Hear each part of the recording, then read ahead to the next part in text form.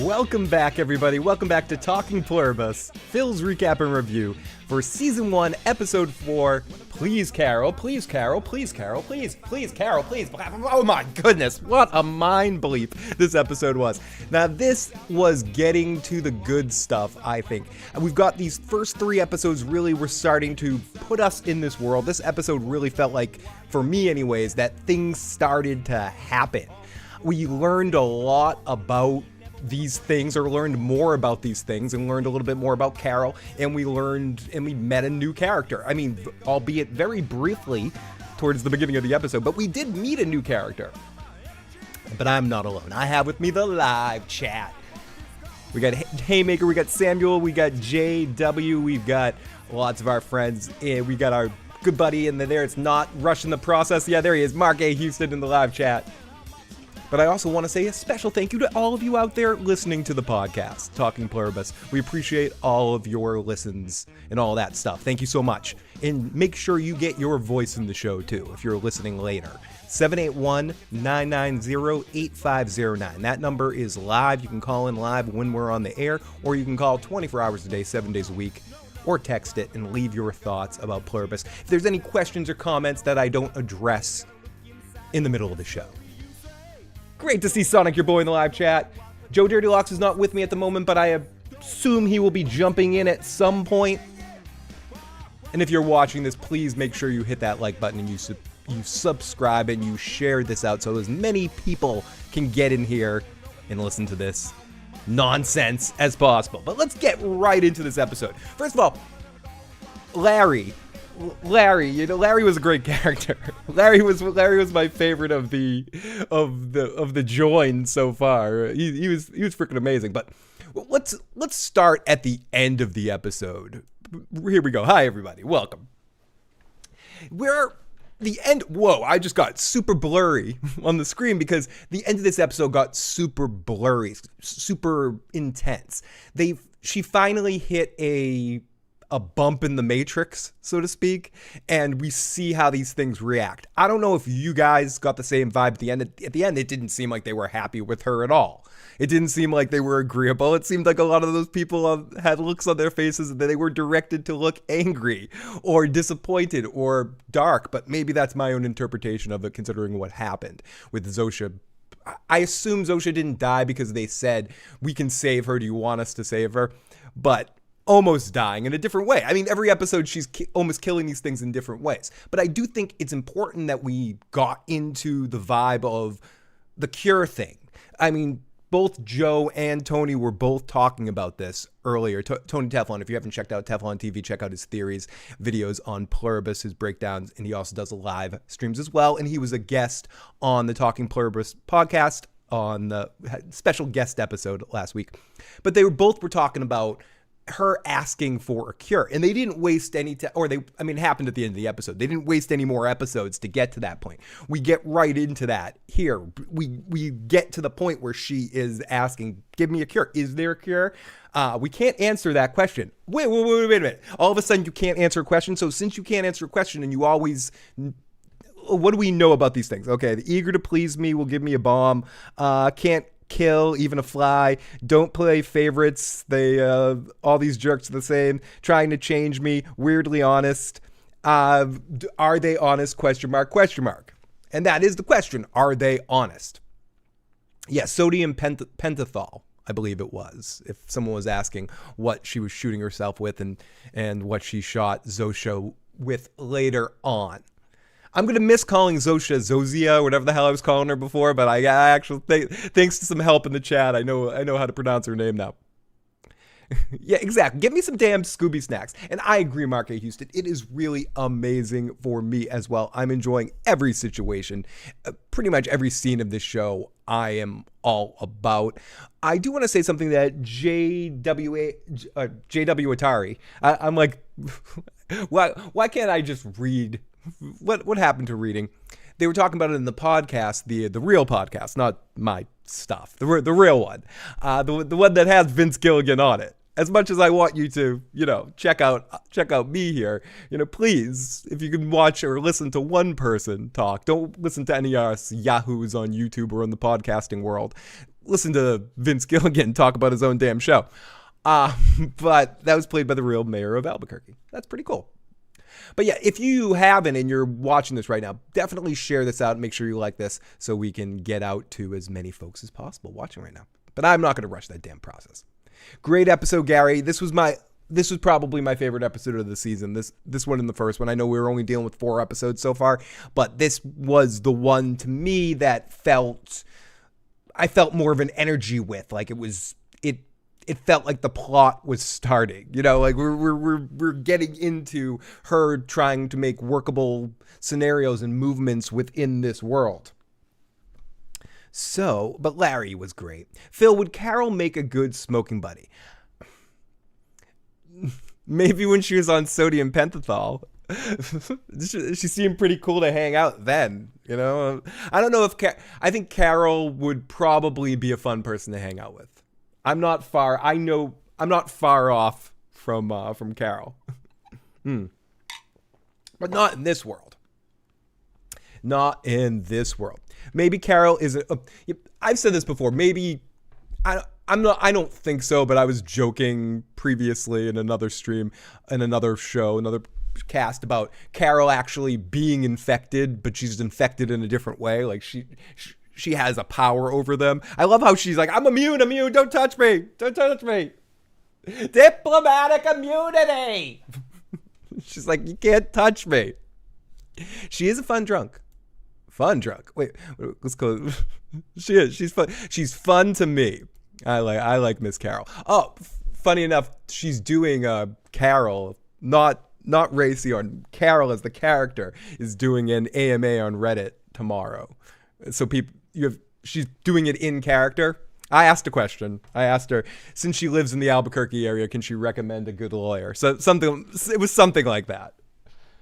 I just want to see if I can get her to say Better Call Saul. We'll see. We'll see if it happens. I'll check back. We'll check back in on this next week, or maybe I'll do another bonus episode this week. We'll see.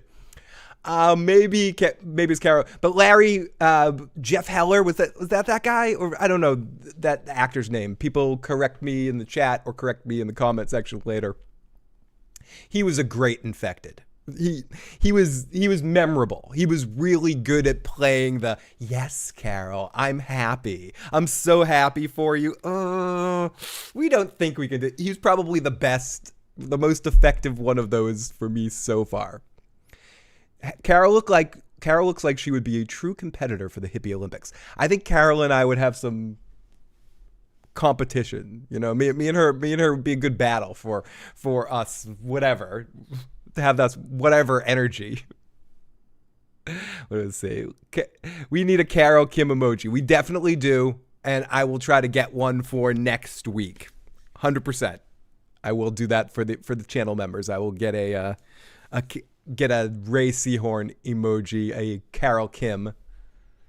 Carol Kim.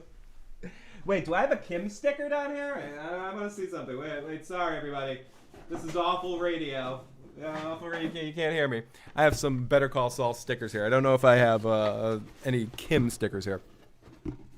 But what else? She does ask about the cure, and they give her an interesting response. We can't answer that. They don't say no. So she does, and I mentioned this a second ago, but it is true. She kind of calculates there. She's like, okay, if you're telling me you can't give me a cure, that answers my question. Or if you can't answer that question, then that answers my question. It seems like it's just Saul. I don't have any Kim there. I'll try to change let me write a note for myself. Change emojis for show. There we go. I got it written down. Someone sent them to me during the final season of Better Call Saul. I'll try to show them off later in the show.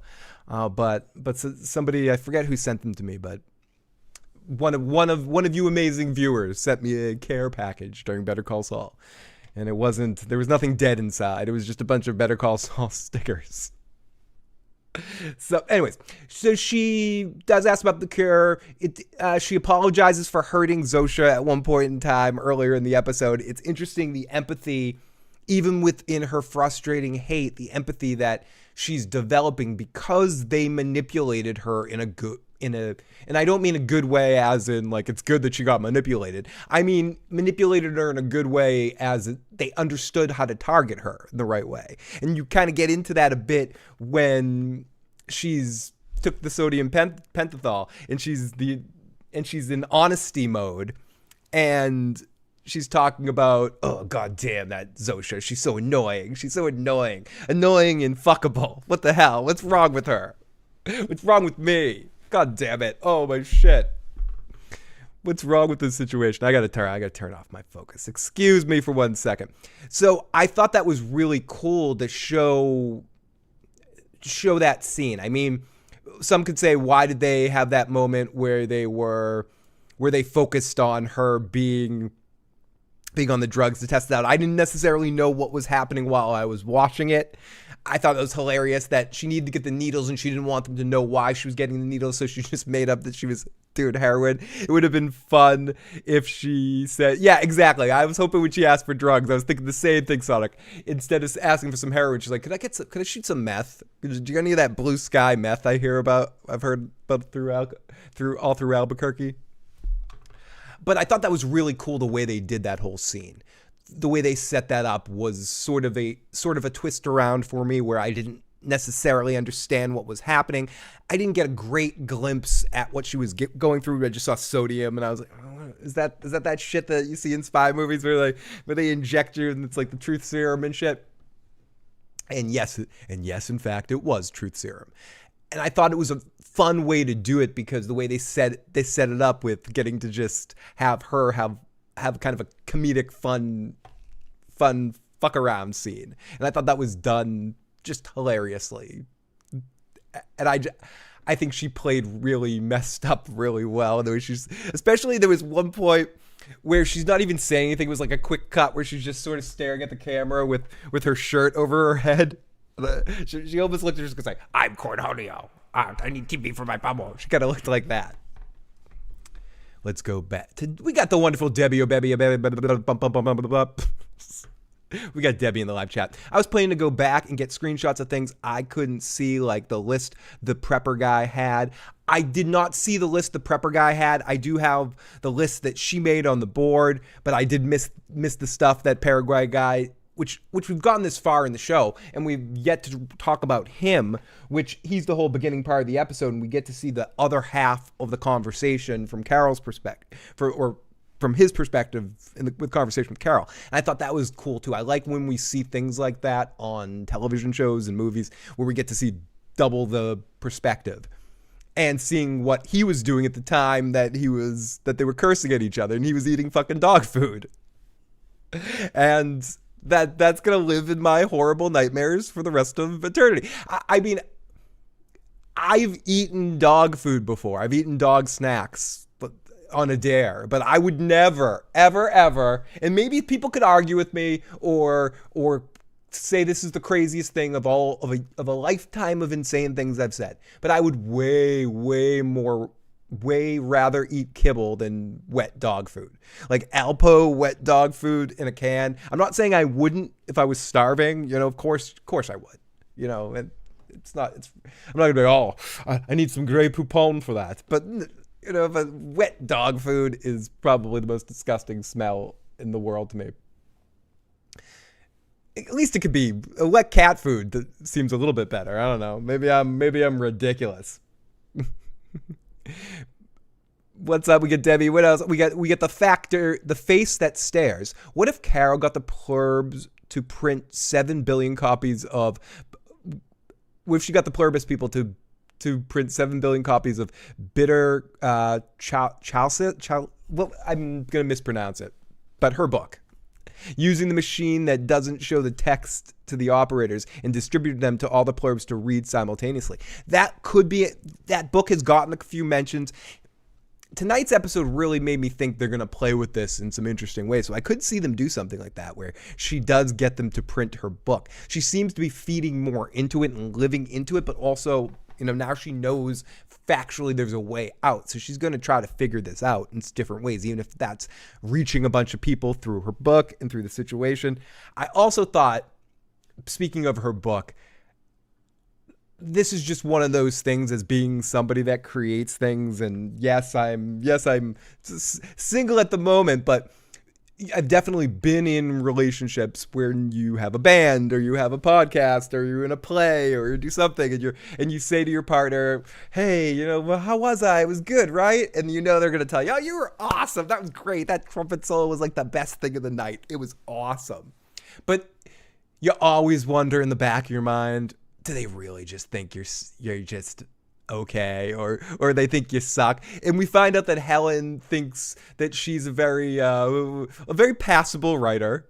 She causes no harm. The Carols, she's not a harmful writer. And her manuscript, or her awesome book, Bitter Chalice, whatever it's called. I'm mispronouncing the second word because I can't talk.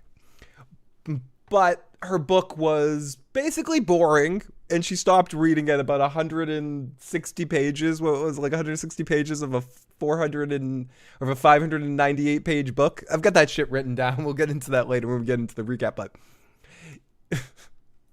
and she just thought it was meh. Not good, not bad, just meh. And that's definitely something that's an interesting piece, just an interesting side piece. Oh, cotton candy. She ate it 3 times, Nibs. 3 times in her life. And she really liked it. It's like cotton candy. Sometimes you want it. And it got me thinking as well. How many times in my life have I actually eaten cotton candy? And I think it's under 20. I don't think it's 5. But I do think I've only had cotton candy about 10 to 15 times, if I really think about it.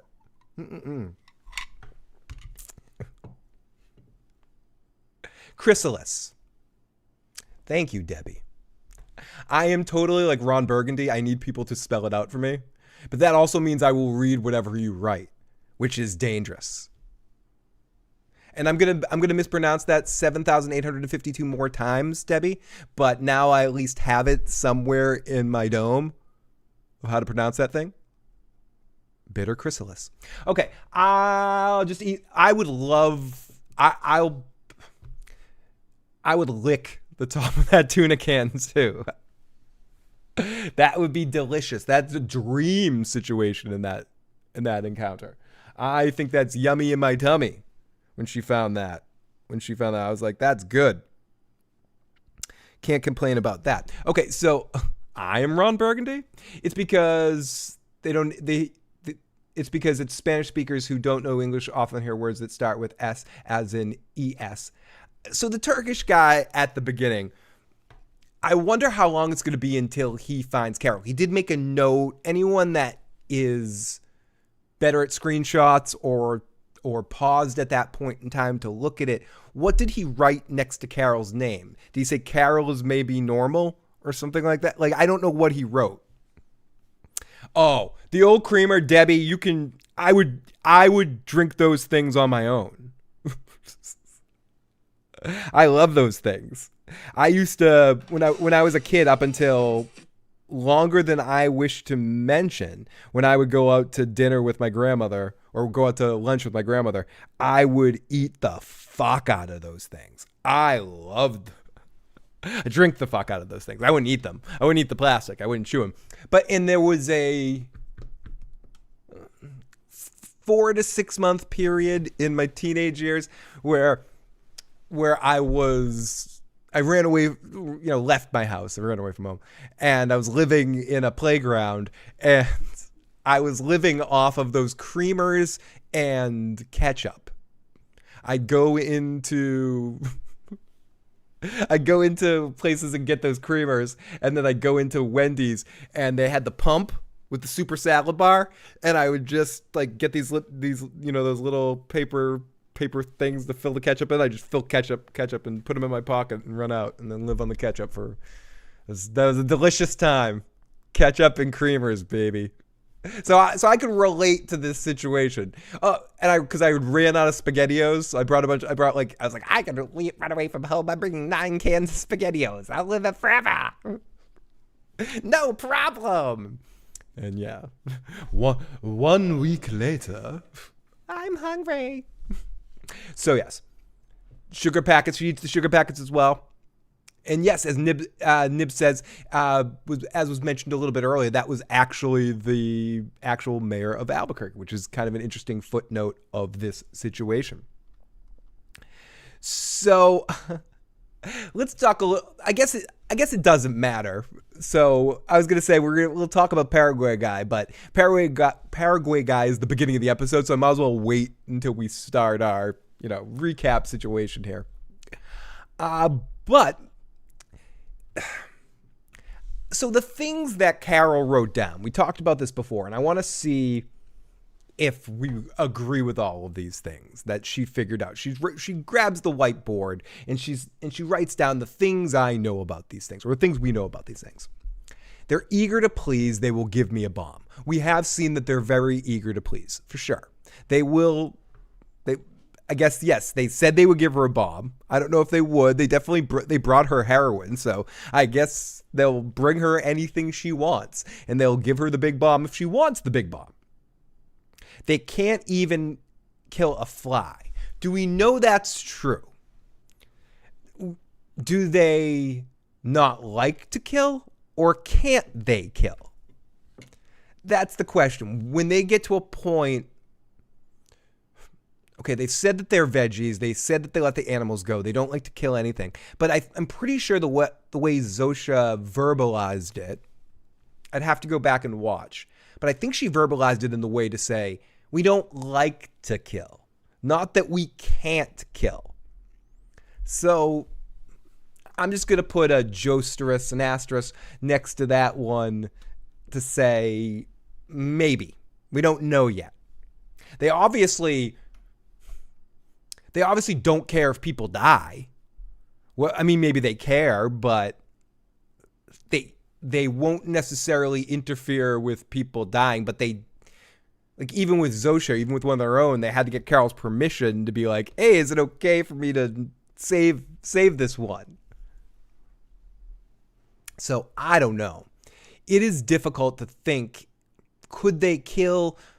Can they elect not to save? If in that moment Carol fell down with a heart attack after Zosha fell down with cardiac arrest, something happened to Carol, would they rush to save Carol? Or would they say, sorry, Carol. Sorry for the blood, Carol. Do you want us to help you? Can we help you? If they have a parasite in their body, would they kill them? Exactly. That's another good question, Haymaker. Now, how far does this go? And it's also interesting that they won't directly lie. Oh, we'll get to that in a second. This is the one I didn't get quite. I couldn't quite read it. My pause wasn't. I wasn't wearing my glasses, and I'm an old man. Well, I'm an old man. I couldn't quite see. Don't play favorites like all jerks the same. So does that mean they like all of the 12 of them the same, that there's no favorites? That as much as it might feel like, hey, Carol, we're here for you, that she's calculated or trying to assess that they don't really care much about... I mean, they don't have a hierarchy of them. Carol's not especially more important than the dude on Air Force One with the 25 prostitutes. It's with the harem or something like that, not the prostitutes, whatever. Carol almost killed Zosha 4 times already. That's what makes me think she's not going to die. It's just going to be an ongoing joke where she's almost dies in every single episode. But yeah, is that what that means? Like, don't play favorites, they're all jerks the same? Does it mean that they don't play favorites with us, or all of these jerks are the same? Yeah, Zosha might seem like my favorite, but all of these jerks are the same. I guess it probably means the second thing. Sugar packets would be delicious. That would be a luxury. Finding that damn sugar packet. I'm thinking of the Sopranos episode. We got another text from Pluribus. I like how they're doing this through the season as well. This text came at 1:33 p.m. today. Again, sorry about the grenade, Carol. We do tend to be a little bit literal, but we love your sense of humor. It's so bracing. Bracing? Don't you mean abrasive? It's not bracing. What is bracing? I don't even know what bracing means. Like bracing for like bracing. I don't know what the hell that means. Awesome, Sonic, your boy. I'm so happy you're getting to leave work. And we will see you in a moment. Okay, so ultimately it kind of means the second thing that I was saying, that all the infected are the same people. That even if she's starting to feel like Zosha is fuckable and they did a good job picking someone that she would be attracted to and she would have an affinity for because it's kind of an interpretation of a character in her book, which I can't wait to get to that in a moment, where we actually break into this episode and talk about how they're talking about her book series and her sort of being like, do you like my book series? But I do think it's fun that she made reference and we see that she is melting in a way for this character. And when she was sitting there watching herself say all these truths, she's like, yep, she kind of is. Very much. They said they can't purposely end a life. Okay. That goes, they can't kill. I'm going to underline that shit because I'm not saying that they can actively choose to murder yet. I'll ask the question and I'll ask you guys in the chat. Do you think they all seemed a little pissed at her at the end? Or am I projecting? The way they were looking at her with the Carol, please Carol, that they were having a schizoid embolism. There was some shit going on there. Quaid, don't go back to recall. Like there was some schizoid embolism shit going on. And they broke a gasket. I don't know if I can come up with any more, but I could if I really wanted to, but I don't want to because I'm already being excessive with this shit. But they were getting over and over and into it. And they seemed like they wanted, if they could have hurt her, they would have. At least that's the interpretation I got from them in that moment. If I could hurt you, Carol, I would hurt you, Carol. Carol is invoking the that's exactly what I'm thinking, Bill Chill. I'm thinking she's pushing their last fucking nerve. And maybe they can't kill yet. But if Carol keeps going like this, they may reassess their situation. Is it a biological imperative that they cannot kill? Is Carol right to be like, I'm safe, can't touch me? Ghouls. But yeah, they were crying. They were crying out to her. Please, Carol, please. They were getting serious. And it seemed like there was an intensity within them to want to get to her, to stop her in some way, shape, or form. I don't know. Maybe that was my interpretation of the situation. They can't kill her, but if she got hurt, they cannot help. Exactly, Gary. I mentioned this a little bit last week, and I'll back it up again. Is it the Batman thing? Is it the Ra's al Ghul shit at the end of Batman Begins? Spoiler for Batman Begins, if you haven't seen it by now. So at the end, the whole movie's but whole factor, about, I'm Batman, I don't kill. Yeah, we get it, you don't kill. Okay, I'm not going to kill. We get it. Your voice wasn't that bad in that movie, though. And then at the end, he's like, oh, Bruce, you're going to say, No, I fucked it up already. I don't have to. I'm not gonna kill you, but I don't have to save you. So do these things have that kind of vibe? Like they don't have to save her. I think they could let her die too, John Haymaker. I definitely think they could let her die. Larry. I can't get enough of Larry because Larry he was giving it his all. And I like how they're evolving the joke, at least for me. This episode didn't seem static within the same stuff that we've seen. There's a couple of moments of repeating Carol, this, Carol, that. I like when they ask her certain questions. Carol, have you ever seen... Oh, no, you haven't seen that. You know, I know that from your childhood. We got the wonderful Pixie Vine Realms in the live chat. Great to see Pixie. Thank you so much for checking out this live stream. Bill Chill, Gary, Haymaker, Pixie, Danny from LA. Why is episode 4? It's available now if it says Friday 21st. A couple people have been asking about that.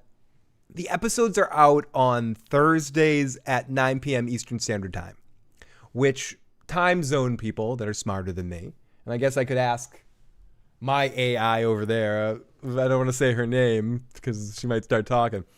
I believe it is technically Friday somewhere. So they release it at, is it UTC time zone or don't quote me on what I'm saying right now because I'm pulling it from my ass and throwing it at the screen right now. But I think it's because it's technically tomorrow somewhere else. So they're not going by usual streaming services that usually either release it at midnight or 3 a.m. in East Coast time. So exactly, it's 6 p.m. for me. It airs Thursday at 6 p.m. Yes, Thursday at 6 p.m. for West Coast people too. Yeah, so it's very early. So it does advertise Friday. Someone was saying that to me earlier today. They were like, it's hurting my brain. Why does it say Friday when it comes out on Thursday? And I don't want people to get to Apple about this. Like, shh. Let's not say anything. They might figure it out and not release it early. What feels early to me is right on time for somebody else. So it's midnight tomorrow, Friday somewhere. Yeah, exactly. And all their shows have JW Atari, as JW Atari says, all their shows are dropping at the same time every week. So, or not every week, show up at 9 p.m. the week the day before. So we won't ask why we're lucky sons of bitches to get to watch this the night before. And I know we might even get more people watching live if I did this on a Friday when more people have a chance to watch. But then it's who knows when everyone's watching.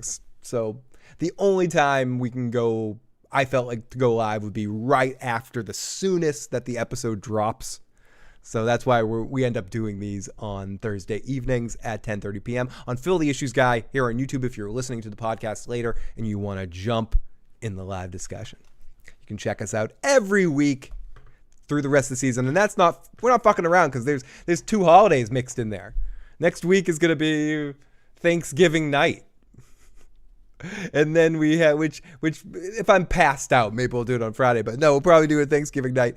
And then the season finale will be Christmas Day night. So here we go. It's going to be fun. It's going to be a fun season. We get all the HP shows at 6 p.m. on the West Side too. Oh, fucking awesome. Fucking rip-offs. No, I love it. I love it. So let's not waste any more time. It's because I want to talk about this episode. I want to get into this here. So let's not waste any more time. It's about time to get into that recap.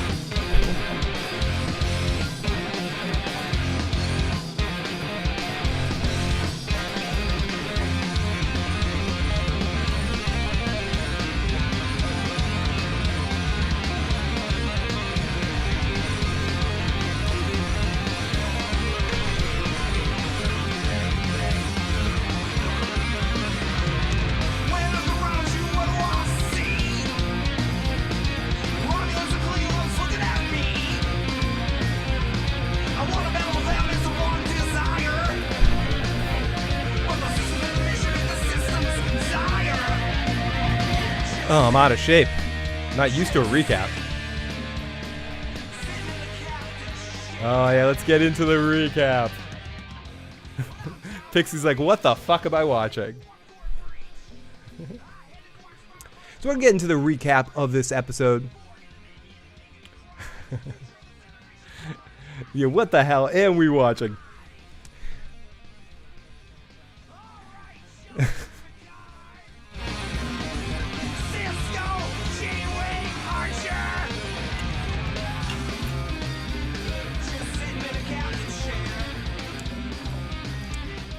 So our episode opens up. We open up with a blur of light, a ding. We see some eyes, and we see someone checking some signals with the CB radio. A ticking clock. The Paraguay guy is taking some notes. Something is ticking, which kind of reminded me of there's some Lalo action here going on. And he keeps trying to get something on the radio, setting a timer. He's getting a note. He's just basically trying to check signals. Is that a ham radio or a CB radio? Not sure. I'm not smart enough to know these things. And he keeps looking, and then we also get another... I think we got a Better Call Saul and a Breaking Bad reference passively in this scene where we get the fly. The fly comes in the room. And I don't know about anybody else, but I was thinking about Breaking Bad. He looks in the garbage, and he finds an old can of tuna, and he licks there. He goes for second helping of that lick. We get another ding, ding, dingity, ding, ding, the dingity, ding, ding. Lots of dinging going on. And speaking of... that was a weird transition. But we got the amazing Monty Sunshine in the live chat. Great to see you in the live chat. We got so many good friends. Thank you for joining me for this crazy episode. This was a lot of fun. This show, I was sort of in a zone all day today, and then the episode started and I got locked right the F in. Like, there's nothing like a Vince Gilligan show that just grabs me and pulls me in. Is that this character's name, Mono? So he's licking, he's going on that can, he's riding that tongue up and down that can of tuna. Oh yeah, he's going in for a second helping. Lick it, baby, lick it. Was I just gonna say I love licking cans of tuna? But that's not what I'm talking about right now. But so he looks around. We notice his chaperone outside dropping some food, picking up the food that rotted there the last time they left it. I wasn't sure who it was. Leaves him more food and gives a little happy beep beep. See you later. And this dude's not fucking around. He heads out. He's got his place all chained up, and they brought him some food, and he thinks about it for a second, then he dumps that shit out and gives him a fuck you. And he makes a list of things to do. I didn't get a chance to look at this list, but he looks at the list of things to do, and he searches, and he's staying in a storage space, which I gotta say is a very smart place to go. It's a strategic location to pick, to go, to find a place to hide out in, a storage facility. The only thing I'm thinking, and I'm hearing Joe's voice in my head, wouldn't he already have gone through this place already and already checked it out? Yeah, maybe, but maybe we're in here. This is early on. This is still a few days into this thing. So he dumps that food, gives him a fuck you. He searches the facility, and we get a classic Vince Gilligan montage of lots of cool stuff happening. And he finds, I believe, a piece of candy, some yogurt, a couple of cans of something that I didn't know what it was at first, but it ends up being dog food. And I go, oh, then I go, ... oh, dog food. A sugar packet. He should have dumped the sugar packet in the dog food. That would have made it taste better. And maybe mix some of those creamers in too. Like just mix it all up. Maybe turn it into something you get a Nickelodeon that would dump in your head if you say, I don't know. I grew up in an environment that every time I say the words, I don't know, I have to look above me. That's what I want to get. This is technical people that happen to be watching this. And I'm talking to you, Taka, John, Riley, if you ever watch this shit. Can we create something? Is it possible to create something that every time I say, I don't know, some graphic drops down and covers me in fictitious green slime? Can we do this? Is this possible, Miles? I don't know, Finn. I'm giving it all she's got. I'll try it, Mr. O'Brien. Jesus. God, Jesus Christ. I'm loving this show. My first Vince Gilligan show. Awesome. See, that's one of those things that is interesting and cool to me about this show. And it was the same thing with Better Call Saul. It's happened with Frasier to Cheers. It happened sometimes with bands. Like, there's people that got into the Beatles through Wings. I love when artists create multiple things that start to connect with people. And there's so many people that will be checking this out. Some of Vince's X-Files fans, some people that Better Call Saul and Breaking Bad just weren't for whatever reason, or they just never got a chance to check them out, but might like the idea of this series, be into sci-fi stuff, just be in the right mindset, have Apple Plus, and just been checking out the new shows because Apple Plus has a good track record of high quality shows over the last couple of years. So either way, it's bringing a whole bunch of new people. That person I was talking to earlier about this show, also, I believe this is her first Vince Gilligan experience as well. And I know I was talking to somebody else that was a huge X-Files fan, but was never into Better Call Saul or Breaking Bad. And they're excited to be back with this kind of show from Vince. So I think that's part of the fun of this. It's getting so many more people, getting that cross-pollination a little bit. Because obviously Ray was in Better Call Saul, which connects it all together. And I think it is some fun opportunities.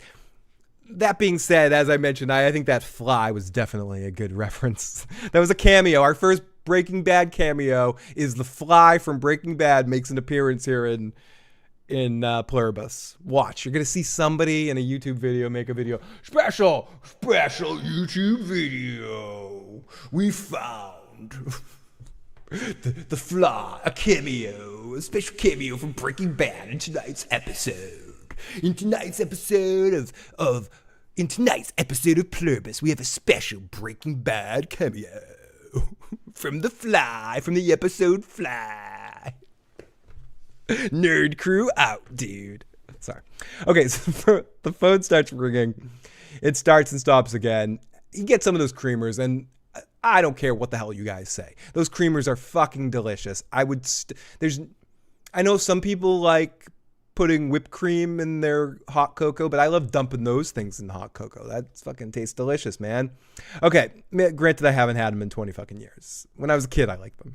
The phone starts ringing, it stops and starts, and it's Carol. We get the conversation from his side. Carol gets cursed out. He goes and gets the dog food. He finally cracks the dog food open, and he's like, it's going to be yum yum in my Alpo tum. And he takes it, and he curses her ass out, and she calls back and curses his ass out. And then the music changes. We get a little boom boom ba-da, like positive music. For the first time, we get all this like dark sort of foreboding music vibe to what's going on here. I feel like I want to play musical examples here. But no, we get this very happy sort of refrain come out of it all to sort of symbolize that something good is happening there, and him sort of realizing that he has another person in this world that might be on the same level that he is. And I thought that was very much dictated through the music. I mean, obviously it was obvious, and it's obvious that these two characters by the end of the season, if not, that will be the cliffhanger of the season, will be the two of them coming together. Or not the cliffhanger, like the final episode of the season. It probably won't happen till towards the end of the season. This show's going to take its time. And especially if we think about the reality, there's no Littlefinger transporter devices. I mean, yeah, this guy's not going to let them fly him there. So he's going to have to travel. He's going to want to travel himself, and that's going to take some time.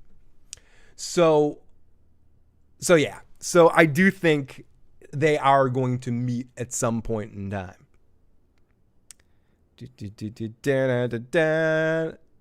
Please, Carol, please, Carol, please, Carol.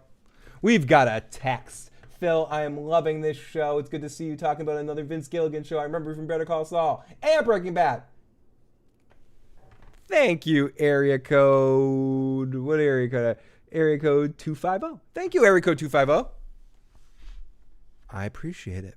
Okay, so the music changes. It's happy. Carol's a little happy, and Carol's not happy, but he's happy about witnessing that Carol exists. Then he writes a little note.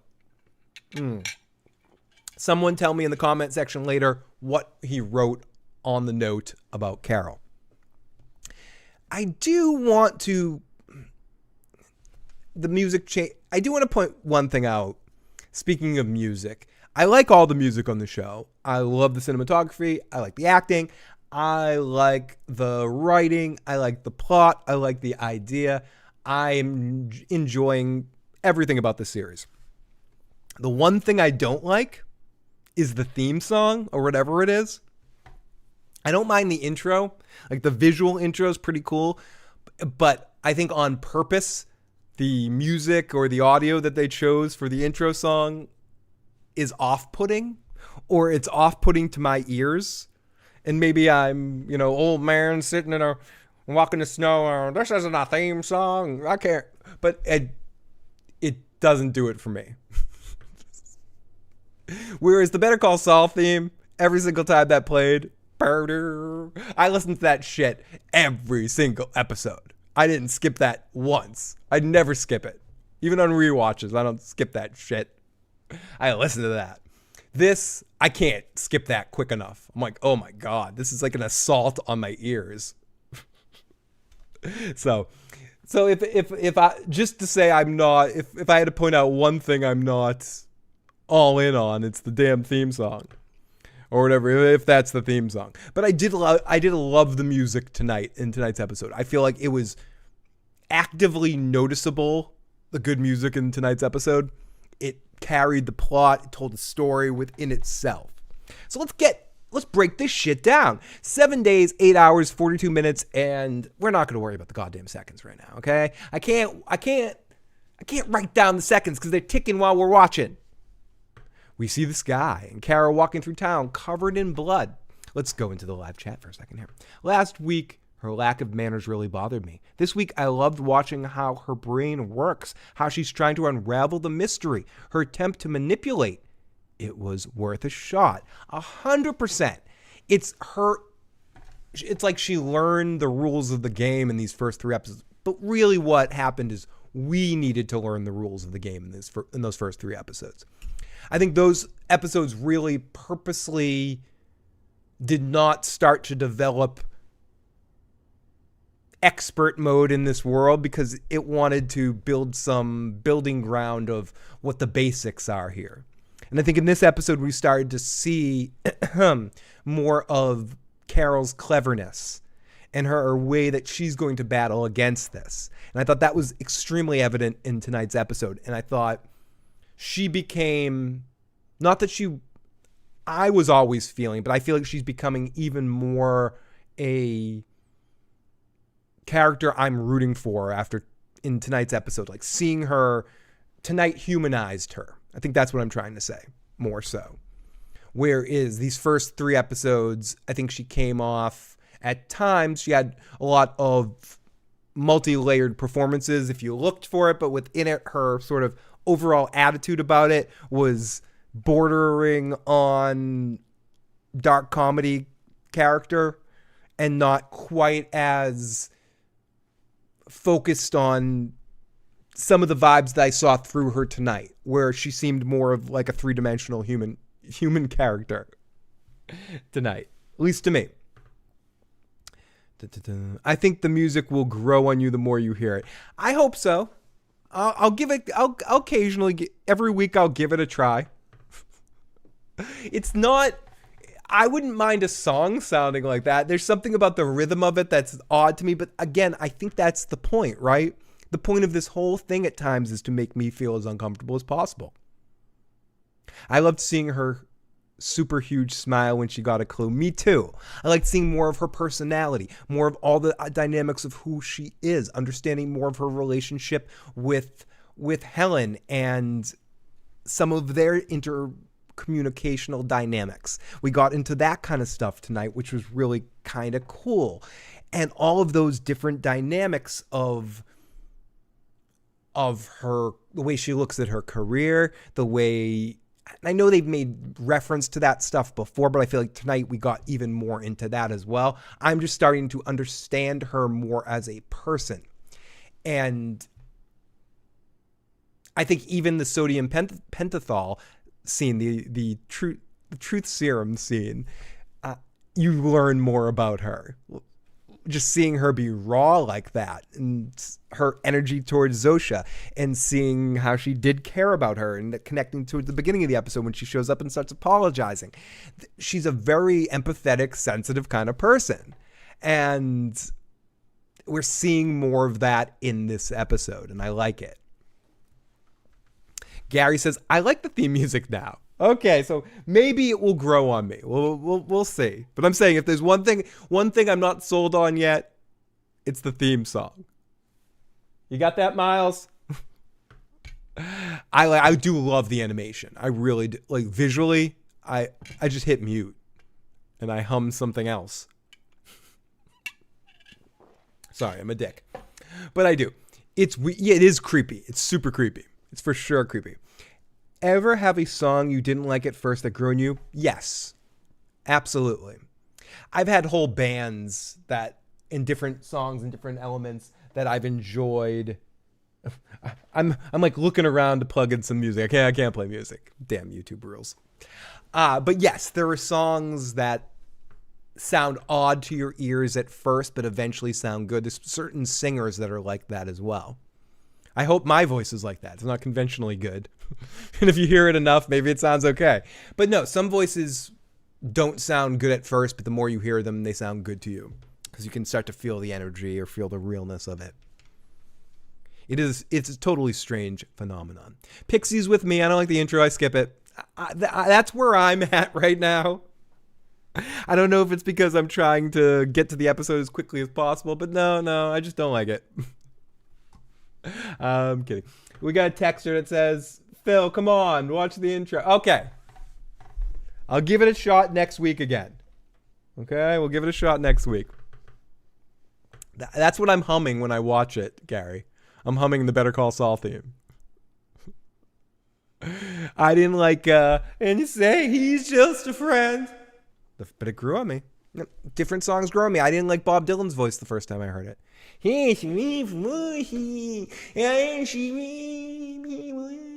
And I love it now. Yeah, hey, I love it. Love it. It's fucking beautiful. It's beautiful. Okay, so we see this guy, Carol, walking through town, covered in blood. She gets in the car, and we hear, speaking of weird, fucked up music, we hear a really weird, like the car dies, and we hear Genie in the bottle, the Genie, and it's a weird off time, like I was just gonna say dysentery, but not dysentery. Just an off tone sort of version of it. It's weird. Or just with the music melting, it sounded really like a broken CD or something. And the car stops, but there's a cop car. It has a radio, so they're talking to her. And this is where we get into our traditional jokes of the.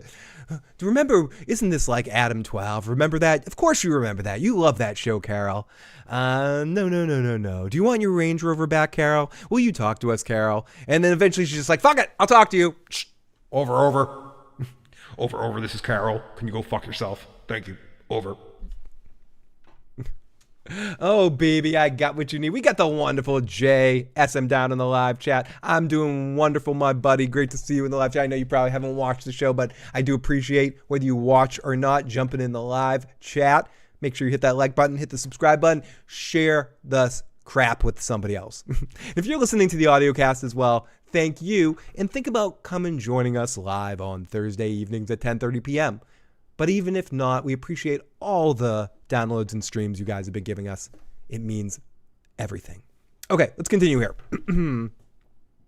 Oh, baby, you got what I need. Okay, I'm sorry. I'll stop. So she gets to her house. She's like, yeah, I don't want to talk back and forth. Don't want my Range Rover. This cop car is fun. She gets to her house, and they're all cleaning up her house. Like there's like a whole bunch of them hanging out there, like cleaning up the scene. She asks, and they're like, "You told us it was okay in the ambulance. Remember when you were half passed out, losing your mind because you just got blown up in a grenade? We said we could clean your house, and you half nodded at us in agreement. So we took that as approval, and here we are. We're doing it. It's on Apple Plus, which I know is not a service that everybody has. So they asked her in the ambulance, and they said okay. We also see the mayor sweeping, which we've said a couple people have shared this in the live chat. It got talked about on the actual podcast for this show. If you're watching anything or listening to anything, make sure you listen to Vince Gilligan talk about his own damn show instead of me watching, instead of me talking about it. But I appreciate you watching me as well. The mayor is sweeping as the actual mayor of Albuquerque.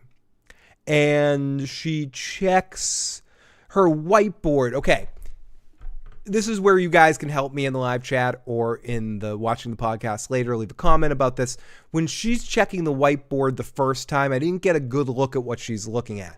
Like before she writes all the things she knows about them, was that a sketch for her book, her non-Wicario book? I'm not, either way, it seemed like a sketch for a book of some kind. Not everyone does, Jay. You're not alone. But this show, I bet, will be available in some other places eventually, too.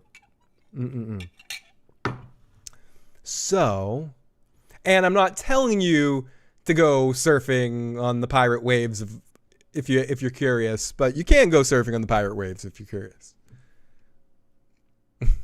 Exactly. That's what I'm saying. Or do it in a week. That's what I'm saying, Gary. That's my style with these things. If I wasn't covering shows, I'll get the app on the free trial and then I'll binge watch the show in the trial and then I'll cancel the app. Okay, that's her other book, right? Monty, that's her important book, the one that Helen only read 190 pages of it or whatever. Okay, so she checks the board. She doesn't erase it. She thinks about erasing it, but she chooses not to erase it, which I think shows us something about Carol. That's kind of my point. Whatever that was, whether it was a movie treatment, whether it was the next Wicario book, or whether it was her other book, the fact that she didn't erase that means Carol is an optimist. Just follow me for a second here. If she was thinking about erasing because she's like, fuck it, the world's destroyed. But instead she decided, no, I want to keep it. And I'm going to keep this because I believe, sorry, I'm annoying. Because I believe that the world can come back. She actually believes the world can come back. I think she does. I truly think she does. I think she's I think she's a secret optimist. Fuck you, Carol.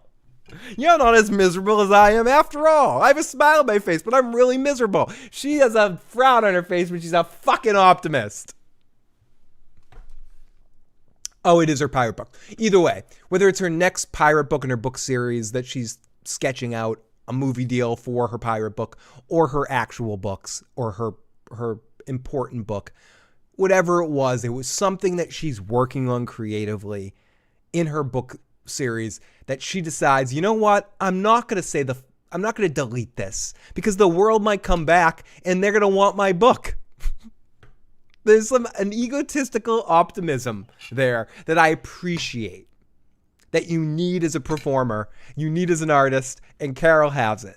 A performance survival instinct. And I'm glad that they had that. That's subtle, but I'm glad that they put that there. And I know I'm dwelling on an interesting place of her not erasing the whiteboard, but I think it shows us a lot about who she really is deep inside. Same with her crying about Helen later when she's on the drug, on the truth serum stuff, and getting extra emotional. And she's watching. Yep. The book may be the key to destroying and hijacking the hive mind. It's certainly possible, Samuel. I was thinking about that as well, too. There is a cure. We know that. I said that at the beginning. We know it now. You're going to see 1.5 million YouTube videos with people saying, there's a cure with arrows pointing at a cure. There's a cure. There's a fucking cure. We know there is now, okay? I don't think this show's going to have a lot of mysteries. I think they're going to tell you shit. I do think there's mysteries, but I think a lot of the stuff they're just going to show you. Like, oh, there's a cure. Yep, there's a cure. There's no mystery. It's somewhere. It exists. It's something that can solve this. And Carol will have to do it. We now have our mission. Carol needs to find the cure. It exists somewhere. We can fix the Great Link. Odo can return home, and we'll all be happy. It could be the key to joining's undoing. It in my best Ursula, the Sea Witch voice. Oh, Moni, making me sweat. Okay, so she doesn't erase the whiteboard, but she pulls out her new whiteboard, and she writes down, as we've talked about a few times tonight, what she knows about these things. Number one, they're eager to please. They will give her a damn bomb. Number two, can't kill even a fly. I call a little bullshit on that. I want to lick some donuts, Gary. This whole conversation is making me think about licking donuts. I don't know why. And tuna fish cans.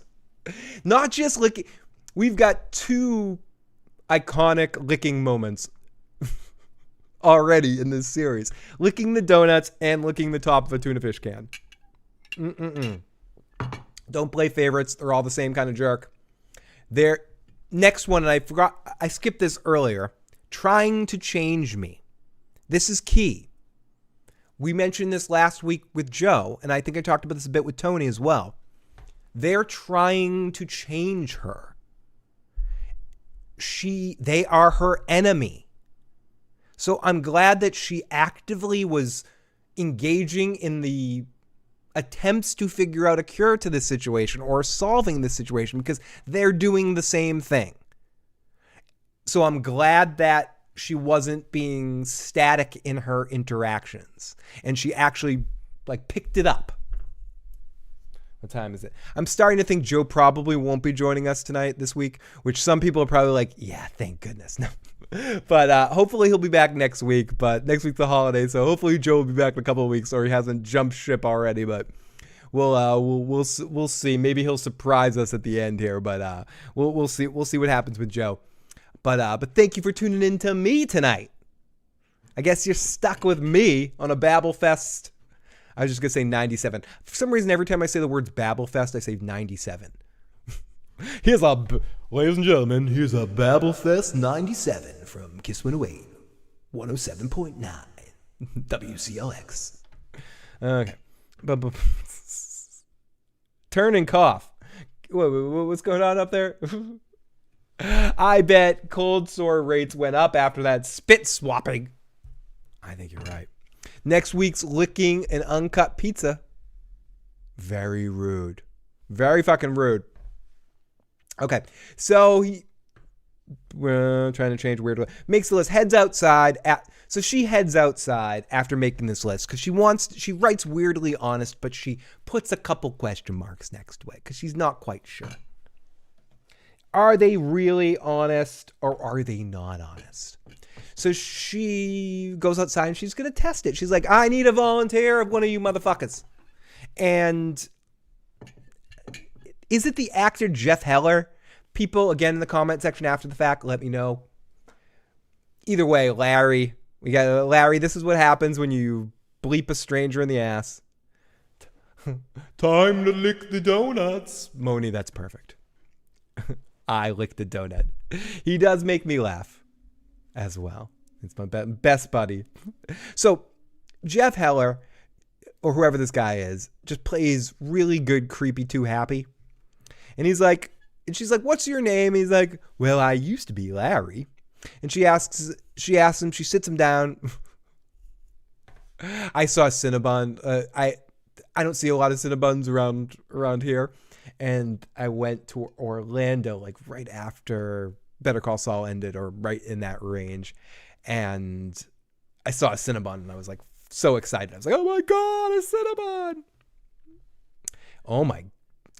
Pixie, now you're just why are you committed to making me sweat? And blush. They're mostly honest, but they prioritize their mission more. Samuel, that's what I'm thinking with everything, right?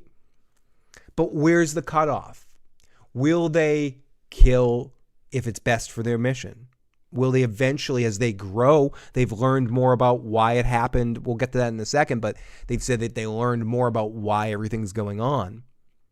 If that's the case, eventually can they learn and adapt and discover that maybe in some cases wiping someone Carol out might be the best case because she's going to be actively working against them to try to figure out a cure and to change people back, which I do think she's going to somehow accomplish almost by accident at some point before the end of this season. She is going to get someone out of this trance. I almost thought that's what was going to happen when she pumped Zosha with the sodium stuff. I thought she was going to get her out of the hive mind for a second, but instead it seemed like she just made her easier, made the hive consciousness easier to access. Oh, Monty's making me sweat too. Cinnamon sweets, I'll be good. Do not be good. Come on, everything you know about my show, please. This is not a place to be good. If you are one of the wonderful people checking this out live right now, this is a place to be anything but good. Licking a Cinnabon needs to be in an episode right now. When the Cinnabons are fresh, oh my. Oh my. That's what I gotta say. Oh my. Cinnabon Saul. I miss so much about Better Call Saul. I love this show, but and this isn't anything versus the two shows, but there's so many shows that sometimes are fun to talk about when we talk about them. And I just mean Better Call Saul was, out of all the shows that we talked about on the channel here, Better Call Saul was probably one of my favorite. Breaking Bad was the first thing we ever talked about here on the channel. And then we talked about Better Call Saul.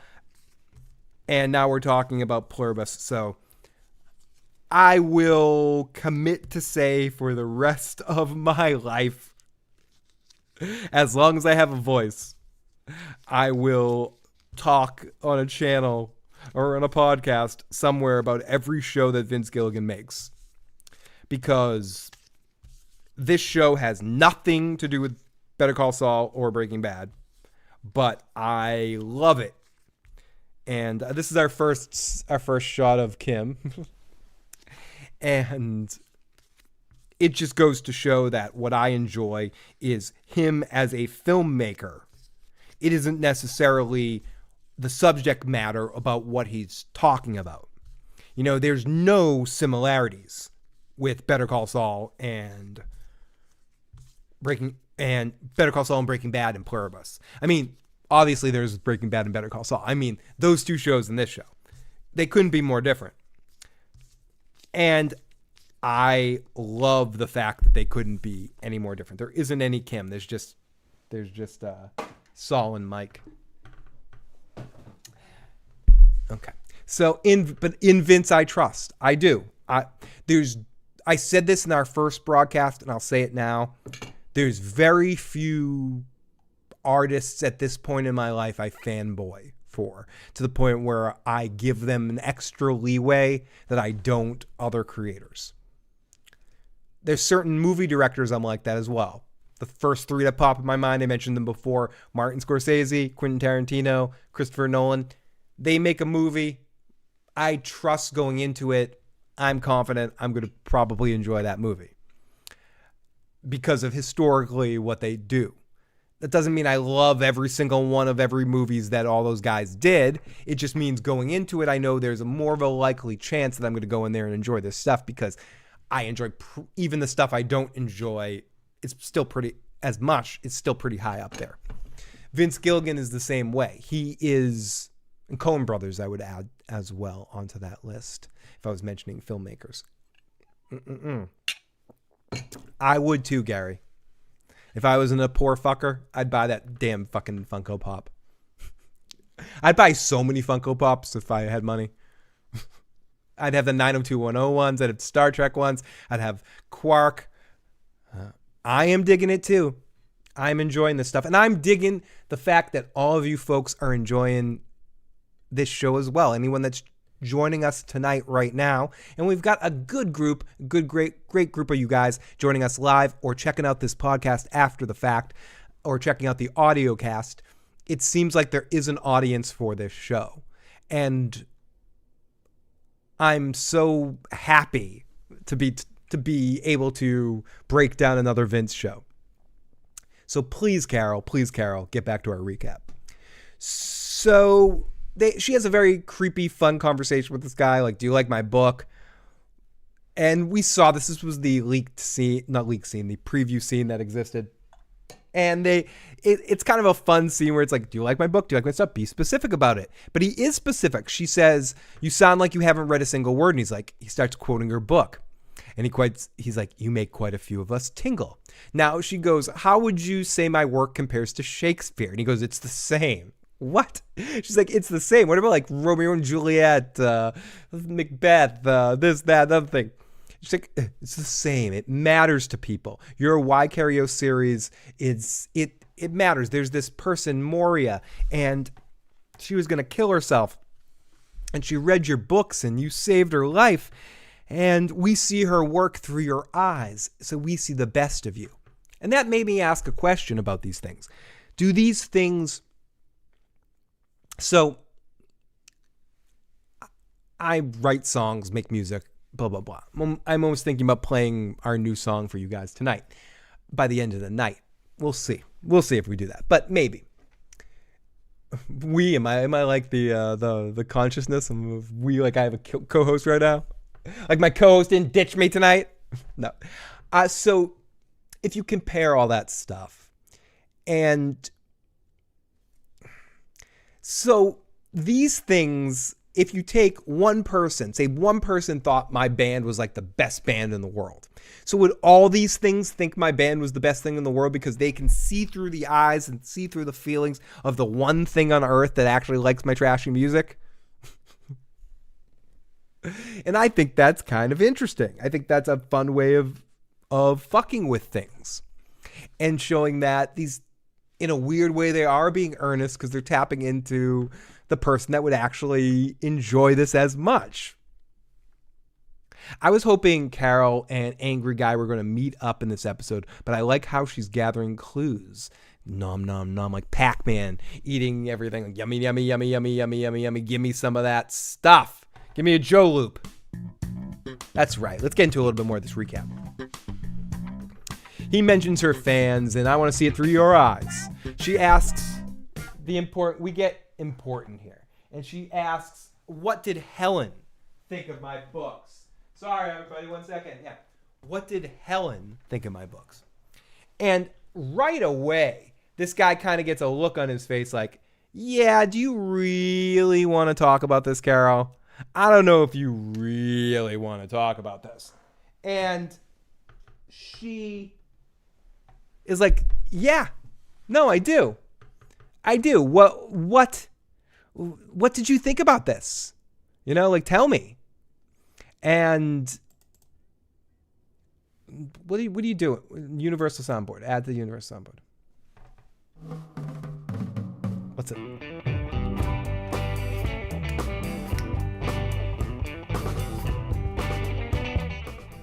This is the new song going to be released soon, though.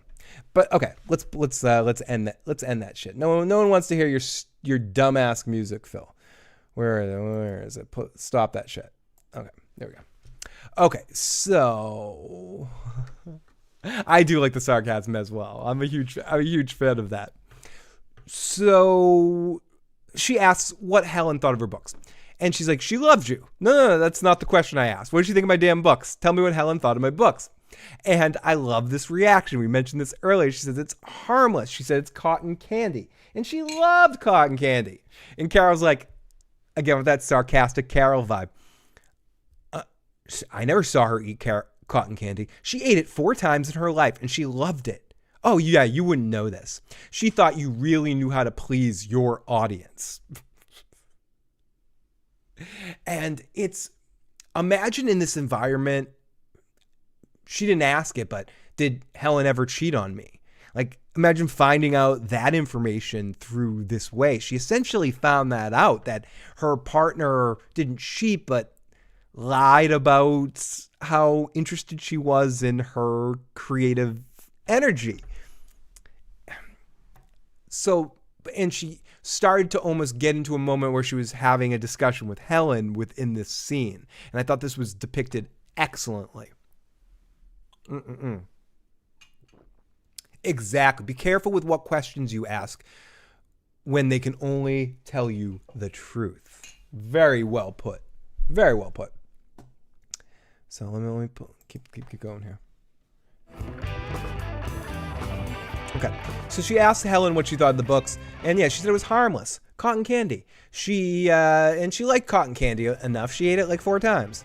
And she loved it. She knew how to please her audience, and she was happy for your success and how she got to live her life because of it. And Carol asks her what she thought of the important novel. And she goes, and dude's like, do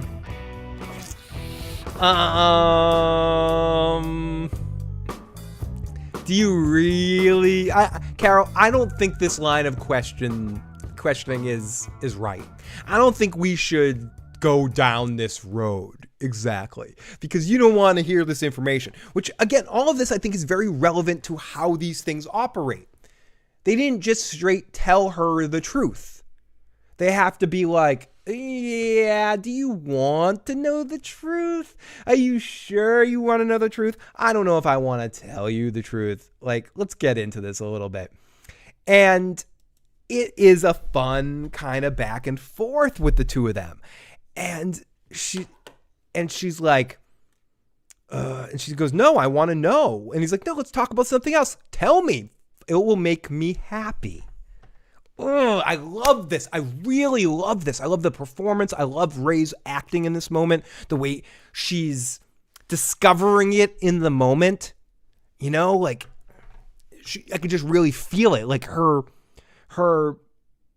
extemporaneous thought in that moment. Like, whoa, I got an idea. It would make me happy. And he goes, okay. It would make me happy. And Carol, and he's like, Helen thought it was fine. And again, protecting her feelings a little bit, not being bluntly honest. And she goes, fine as in like really good, like fine, that's fine, like she's fine. Or fine as in meh. And the dude goes, fine as in meh. And she stopped at 137 pages of a 489 page book. That'd be like someone be like, I watched your podcast, Phil, of the, how long have we been on right now? Hour and 22 minutes. Of the hour and 22 minutes, I watched 2 minutes of it. It was great. Loved it, dude. It's fucking awesome. Be careful, but be careful for those questions. 100% be careful. And thank you to everyone that's joining me tonight. Great to see that every night we got a good group coming every week to watch these episodes and talk about this. It means a lot that to get to come out and talk about this episode with you because it really filled me with a lot of excitement. So thank you for being here for me tonight. And anyone that's listening to this later, thank you. Okay, so Helen thought it was, she says, tell me, Helen thought it was fine, man. She stopped at 137 pages. I thought this was some of the best stuff in the episode because, again, stuff I can relate to as a performer or musician when you're dating someone and be like, do you like it? Do you like it? And I always want to know what they really think. And she says, you know, why, if she hated it, why did she want me to publish it? She didn't hate it. She just thought it was whatever. She didn't even finish it. Her and your publisher thought it wouldn't hurt your career and make you happy, so why not? And she says, get the fuck out of here. Get the fuck out of my fucking house. Phil, what do I think of Carol's book? I think it sucks. I think what we've seen of it so far, it's not good. Sonic Compose says, I had to crank up my sprinkler system, bit of a drought here. Hope it's all good, my friend, and hope the drought ends relatively soon. Soon you will be in a new dimension where I can drink your blood. There's 5 people on Earth that would understand that stupid reference right there. I was in a play in 2nd grade, and that was like the big line of the play. Soon, for the star of it, soon you will be in a movie. I won't say it again. Carol doesn't even seem to like her own fucking damn novel, says Bill Chill. Bill Chill makes an excellent point here. Hot and dry here. I set my AC back in the window yesterday. Fuck you, Sonic. I don't like it. It's pouring rain here in California. Inconceivable. I am pretty brutally honest. Not to mention, I don't have a co-host, so it's hard to do hippie activities now. So I'm reaching my hippie activity endpoint here. I'm like, should I just do it on camera at this point? It's legal. Anyways, so Helen hated the fucking book. No, she didn't hate the book. She was bored by the book. And she liked that Cario made them famous and rich, and they could afford to go to places like Norway to see the Aurora Borealis in a $10,000 a night hotel room.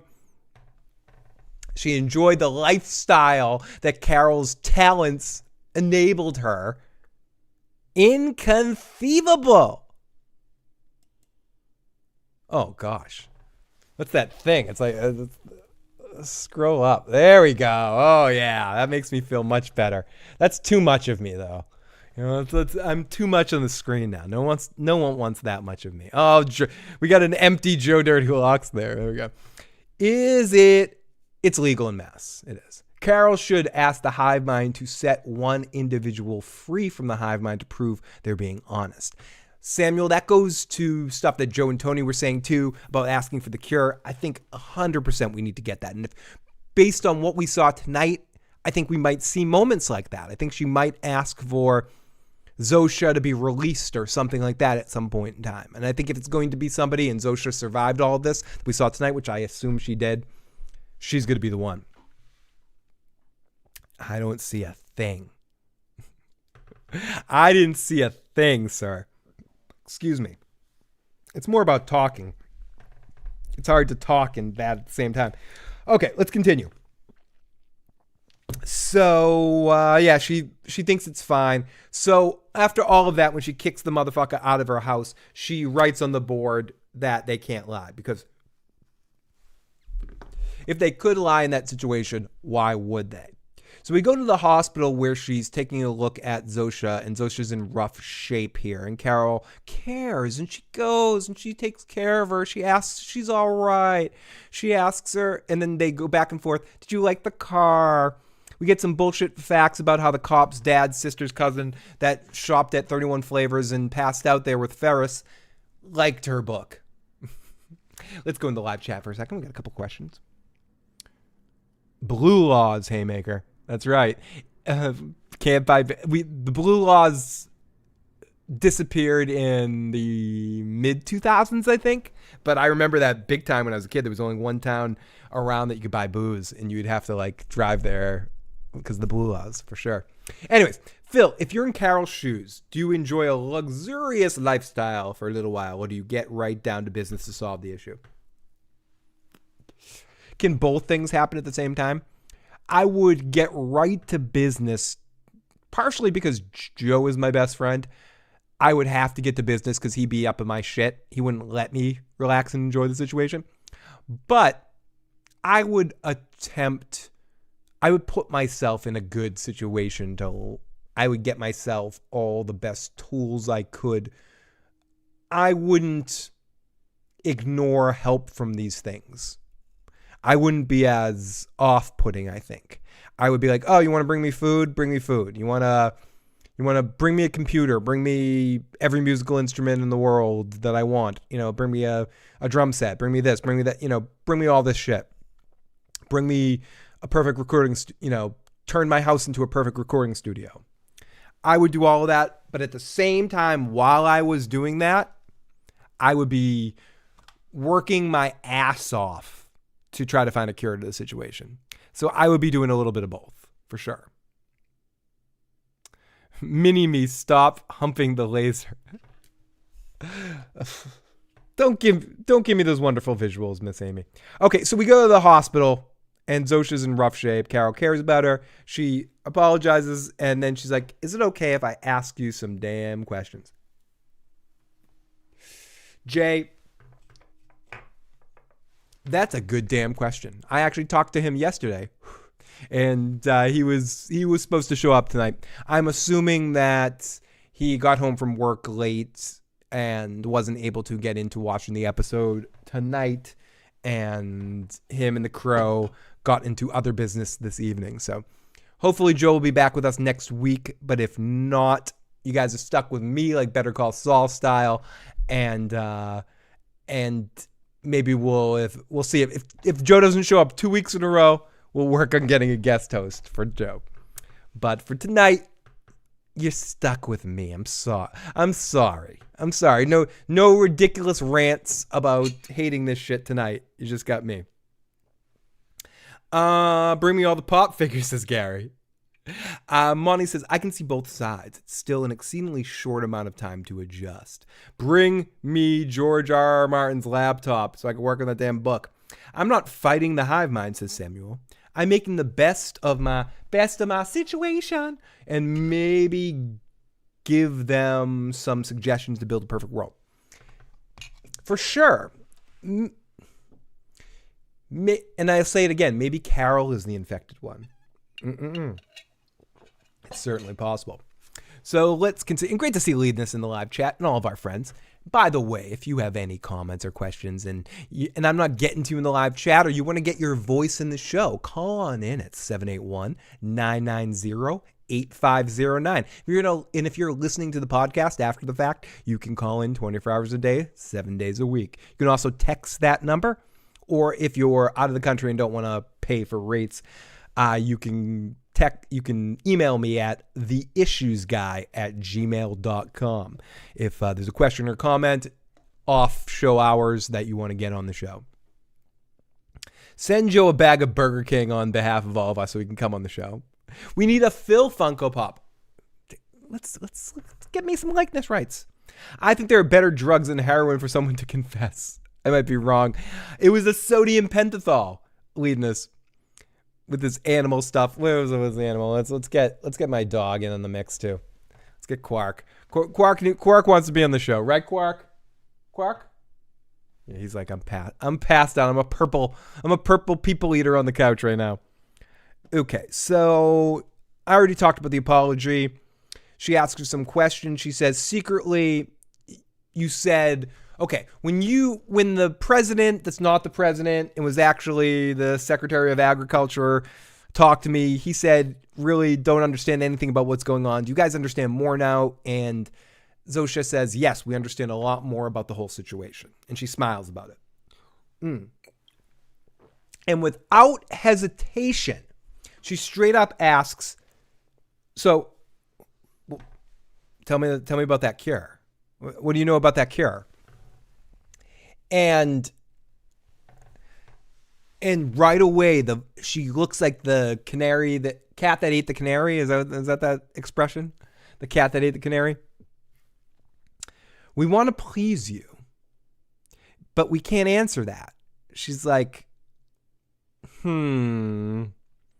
Okay, so if you're not answering that, then you've already answered it. Because if it was no, if there wasn't a cure, you would just say no. And she's like, Carol, we're sorry we upset you. And she's like, no, I'm fucking happy. Like, you finally made me happy. There's a cure. There's a solution to this. There's a way out. And this is a weird line. She says, soon enough, Carol, you will feel better and you will know everything. In that moment, is she talking about soon enough, Carol, you will be one of us and you will know everything? Is that what she means? Yeah, fuck it, right? She's like, is that what she means in that moment? Like, there's a cure. I mean, the cure, you will get the cure. Fuck the cure. We'll get you the cure. But maybe when we convert you, you will understand everything, or is there more information that Carol will understand in the position she's in right now? How close are they to converting her? That's the other question I would have asked if I was Carol in that situation. I would have asked, how close are you to finding something to convert me to you? And I don't think they're close at all. I don't think they know. But I do think it's interesting that she's like, give me the damn cure. The hive mind acts like they're all on ecstasy. Got to give them a downer because they're always happy. Ask the hive mind to bring in Jesse and Walter to do a live cook. The join would have let Zosha die to please Carol if they asked if they can help her. That's absolutely. They said, can we save her? They would have just sat there and let her die. We got Billtron in the live motherfucking chat. Yo, what's good, bro? I didn't watch the show, but I wanted to show some love. Billtron, honestly, that's all I care about. I don't care if you watch the show. Just the fact you want to pop on in here and show some love means more than you know, my friend. Thank you, Billtron. You're the best, buddy. So she's like, I'm finally happy. There's a damn cure. And but again, this line is tweaked on me a little bit. Soon enough, you will know everything and feel better. So is that saying we got your ass? We know how to, we're closer to turning you. If someone said that to me in that moment, I wouldn't have asked about Freedom Falls. We get into Freedom Falls in a second here, but I would have said, how close are you to turning me? And we'll see about that. Oh my God. I'm a smoker? Oh no. So I'm happy. And she says, tell me about Freedom Falls. And we get into, she was 16. Her mother sent her to a conversion camp.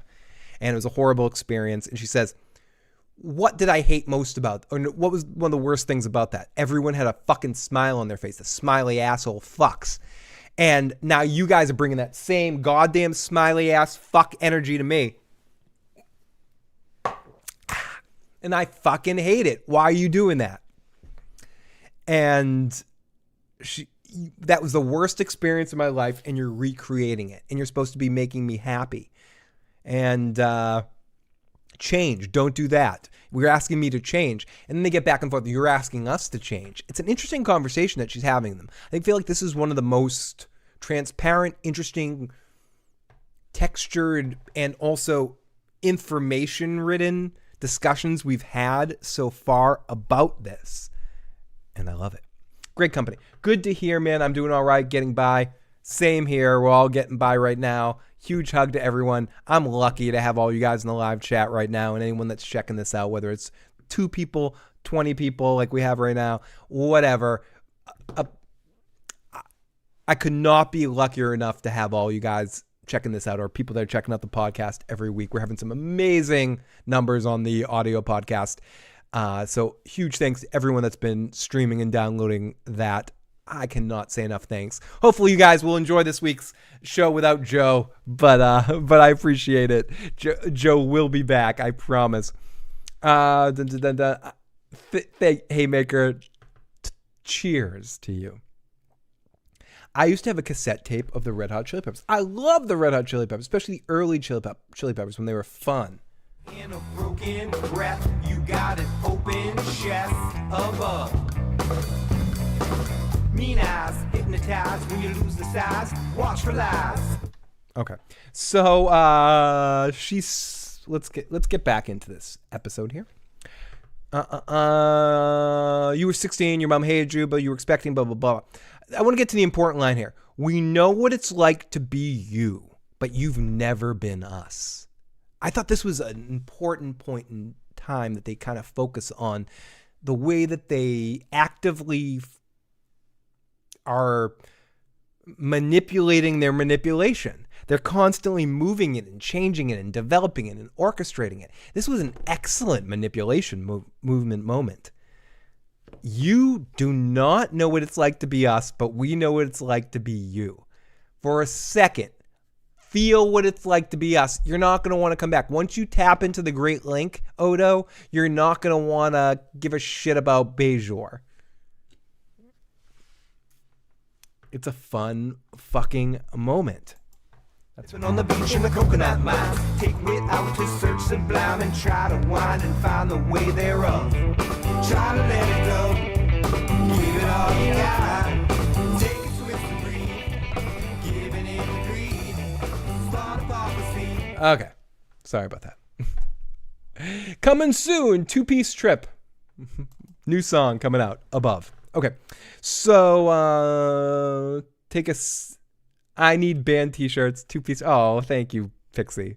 I appreciate it. Two-piece trip. You can listen to our already posted music on anywhere you want. But that's our new song Above coming out probably in the next month or so. Flea is my favorite Chili Pepper. Mine as well. Flea and Chad Smith. The two of them. They're fucking amazing. Especially Flea is one of the best bass players on earth. If you all watch Rick and Morty, but the Highbind stuff is reminding me of Rick and Morty's X-Unity. Just like they said in the Bird Box movie. When Carol turned to the camera, I thought she was about to say recap. I'm going to try to get Carol on the show. That's my goal. Okay, so I love this line, though. We know what it's like to be you, but you don't know what it's like to be us. So I feel like that's an important line and an important moment. So she breaks into a lab and she's going to steal some drugs. She pockets some drugs, some sodium pentothal, and dude comes in and he's like, "What are you doing?" And she immediately pivots to go, "Hey, you got some heroin?"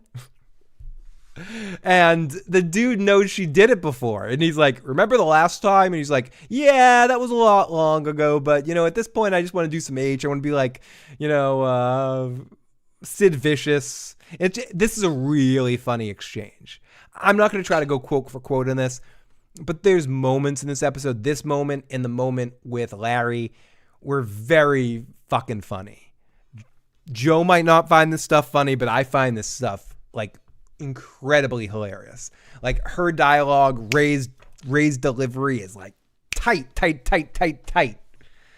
And I love the comedy of this series. It truly, I'm blushing thinking of it. Thisbe says, "I'm so happy we got to see the other side of that phone call." Me too. I was saying that earlier. That's one of my favorite parts of this episode. I love when shows do that, and Vince has a major habit of doing that. He loves to show both sides of it. And I love that he makes it a habit of doing this. I couldn't type either. I appreciate you guys in the chat. It's tough. Anyone got that fucking smart? Got that smark? It's like smack, but Carol is dancing with it, I guess. So she breaks in the lab. She takes some drugs. She pockets the drugs. And she's like, "Dude, got any heroin?" And he's like, "You don't want heroin." And she's like, "Yeah, I do. I need some needles, too. Give me some fucking needles." He says, "We don't have any heroin in this facility, but we got Oxy. You want Oxy?" She's like, "No, heroin. Get me heroin." He's like, "Heroin's on its way here. It'll be 25 minutes till your heroin arrives." And she's like, "Good. I'm going to be Sid Vicious and fucking shoot up at my toenails and have some fun and be intolerant. It's going to be great." But then she gets home and she dumps the heroin and she gets the sodium pentothal that she has, or whatever it's called, the truth serum, and she's testing it out. She wants to see if it really works. She sets up a video camera to shoot herself taking it, and she dumps the heroin. She shoots herself with the sodium stuff, and she's got the camera on her, and we do a quick cut to her passing out. And she wakes up and she watches the video, and we get probably the most hilarious part of the episode. She fast forwards and she watches herself, and we see her crying, and she misses Helen. She makes evil, weird voices, and she does voices reading her own stupid book. She talks about the lady pirate Zosha and how she's so fuckable and how annoying it is that she's so fuckable. And she's like, "Oh, you're also happy. Fucking who gives a shit?" And she's like, "Okay, I guess this shit works." So she heads to go find Zosha, and she finds her. She's like, "You look so much better than the last time we saw each other." She takes her outside. We get some classic Vince Gilligan, awesome camera angles and things like that. And Zosha's asking her about the heroin. She goes, "No, I chickened out. I didn't do the heroin." She loads the sodium pentothal into her IV, and the weird music gets turned on, like some weird shit's about to happen. And they make some... This is what I love about Vince Gilligan stuff. You get slice of life moments, like this moment with Zosha and Carol trying to make small talk while the sodium pentothal is kicking in.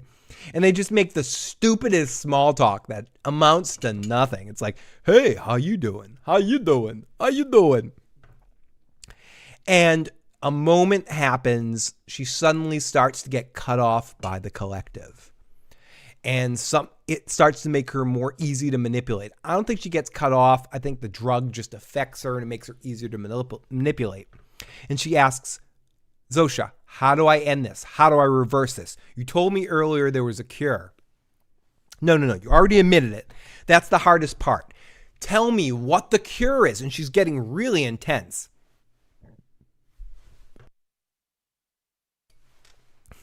I muted it so you didn't have to hear my awful burp. Now, the music starts kicking in. The sound effects start building. Everything starts building to this huge crescendo of like tension and amazingness as she's like, no, tell me what's going on. And she gets straight Jack Bauer. Tell me what you know. She gets straight Jack Bauer on it. And all the people around start turning and start coming towards the situation. And they get close. They surround her. It starts to feel dangerous. Like watching it, I started to feel some danger internally. And Carol stands up and she starts throwing her arms around. I have agency. You can't touch me. You can't touch me. Back away. Back away. And she says, please tell me. Tell me, is it a chemical? Is it a medicine? How do we reverse this thing? And then everyone starts saying, please, Carol, please, Carol, please, Carol, Carol, please, Carol, Carol, please. And I'm saying in rhythm, the way they edited this thing, they did it in off time. You guys were telling me, Phil, shut the fuck up, get used to the theme. The theme's good. Like, we don't want to hear your idiotic perspective, Phil. Shut the fuck up. Shut the fuck up, Pam. Yeah, I'll shut up, okay? I'll shut up. Shut the fuck up, Pam.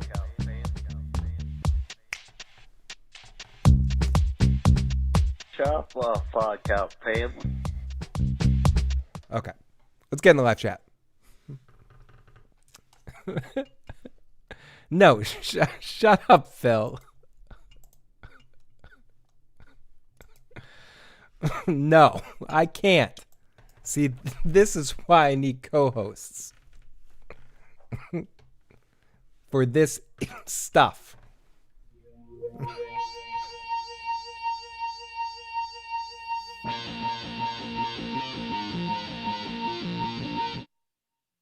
Okay, let's continue. So, no, let's get in the live chat for a second. I thought you farted. I might have.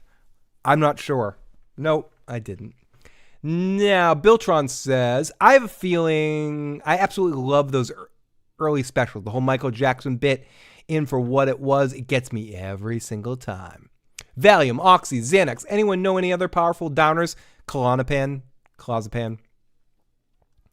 That works really well. Thisby says, I love the parallel of Walter White telling the truth of the second cell phone while on anesthesia. I love the parallel of Walter White telling the truth of the second cell phone while on anesthesia truth serum. Sonic Boy says, Snuffy, I'm a sick bird. I need some smack bird. It's on Apple Plus, Biltron. Apple Trust Money says, hey, Mick, got any smack? I think Biltron asked, Phil, if you remember this, but in the opening scene of the pilot of Dexter, he yells at the guy, open your eyes and look at what you've done. He sounds exactly like Jack Bauer. Anytime I see someone pressing someone for information, I think about Jack Bauer. They really don't play elevator music anymore. They don't. It's just a channel. It's mad, makes me so uncomfortable. Please, it was off-putting, Thisby. It made me feel very awkward and off-putting the way they all said, please, Carol, please, Carol. It was, let me see if I can change to one of these things. Please, Carol, please, Carol, please, Carol, please, Carol, please, Carol, please, Carol. A wonderful day. It was like that. It was really awkward and weird and made me uncomfortable. What kind of music do you make, Phil? Like what kind of crap? Do you like play some of your stupid music, Phil? Here's some Phil music.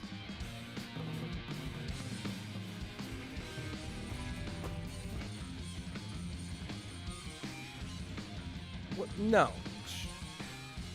Close you.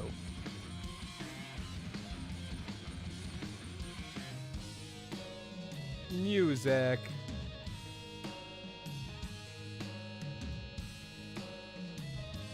That's some of the music I played. This is some of the music too. To the crackling sprout, tripping on some mud in the fresh cut ground. Take it out to Leech in town and try to mind and find your day above. My heart is an open book, like the dark, ripping off the sparkle that it's spun. When I slide out looking for choice, I find my voice above. Green eyes that make you cry. Okay, that's enough of that. But yeah, that's the new song of my band. I'm playing the drums and the crappy vocals. That's me on the song. And my band Two Piece Trip. That'll be our next song, Above, that will be out soon. So yeah, if you're curious of our music, there you go. There's some stuff. Okay, let's continue into this live chat. I play the drums, trumpet, and the vocalist on that particular track. But yes, and then we're a 2-piece band, and then my guitar player plays the guitar and the bass and all the stringed instruments and all that stuff. Sonic Boy Phil, is it possible for a non-hive mind person to pretend to be in the hive mind without the hive mind noticing? I don't think so. I think they would know that person wasn't tapped into the hive mind if they were pretending to be. Biltron, it's awesome. I'm lucky. I have a a neighbor that is all good with me playing the drums. Amy, I might need you to sing a song at some point. I hardly listen to music nowadays, pretty much just podcasts. I refer to music as crap too, Phil. I refer to my music as crap too. Yeah, that's what I do too. It's whatever. It's fucking crap. You know, it is what it is. I'll play a little bit more crap a little bit later. Let's continue into a recap here. And because we're almost to the end of the episode. We're basically at the end. And I might keep going a little while here after I'm done. So all the people around start to just go, please, Carol, please. And she at the same time is like, tell me what's going on. This gets really intense. It goes from 0 to 99 real fucking quick here. And that's what I appreciate about this episode and this show in general. It lulls you into a sense of security. Excuse me for 1 second.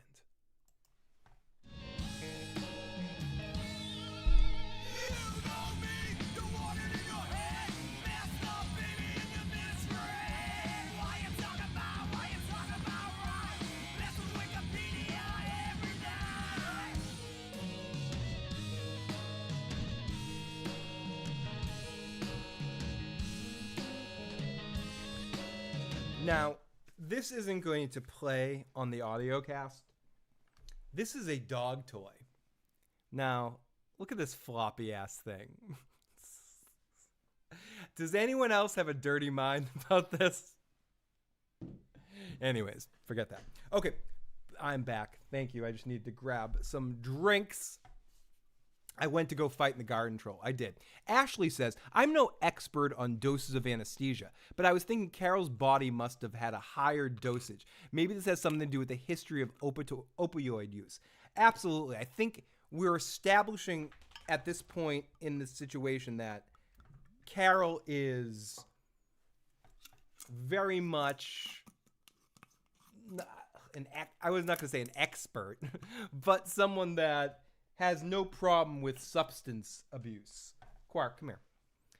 Has no problem with substance abuse. And that's just part of who she is as a person. I just took some sodium pentothal. I did too. Since they mentioned she has done heroin before. They did, and they've mentioned, and she's obviously an alcoholic, as we've talked about before, and a lot of different situations. It does. It looks like a long, slender dong. It does. It's and my dog is biting it right now. Quark, come here. Come up. Want to come up? Come up here. Okay, so she said, we get into this like, please, Carol moment. Please, Carol, come up. Come up. Go up. Up. Please, Carol. Up. Okay. Or don't. Or don't, dog. What's the... Oh, yeah. Oh, come on. Hi, doggy. Oh, hi, doggy face. Hi. Okay, we got my dog here who wants to co-host on the show. He liked everything. Phil, is the Mexican guy going to try to find... Yes, the Paraguay guy is 100% going to try to find Carol. I bet he finds her by the end of the season. I think it might be... It might take a few episodes to get there, but I do think he is going to absolutely find her at some point in time. It might be... That might be our end of the season vibe. Like one of the last things we see might be her finding that guy, but I do think 100% he finds her at some point in time. For sure. So as all of this is happening, it's getting intense. The please Carol. She's like, tell me the cure. Suddenly Zosha goes into cardiac arrest. And again, a very interesting moment where they can't just save Zosha without Carol's permission or without making Carol happy, because it doesn't matter to them if they just lose another one of their many, many minions. And they ask Carol, is it okay if they try to save her? And they're like, yeah, it's okay. She's like, yes. And she's dying and they try to save her and they're like, no. And they look at Carol and they start surrounding her. And Carol is good boy. Thank you, Quark.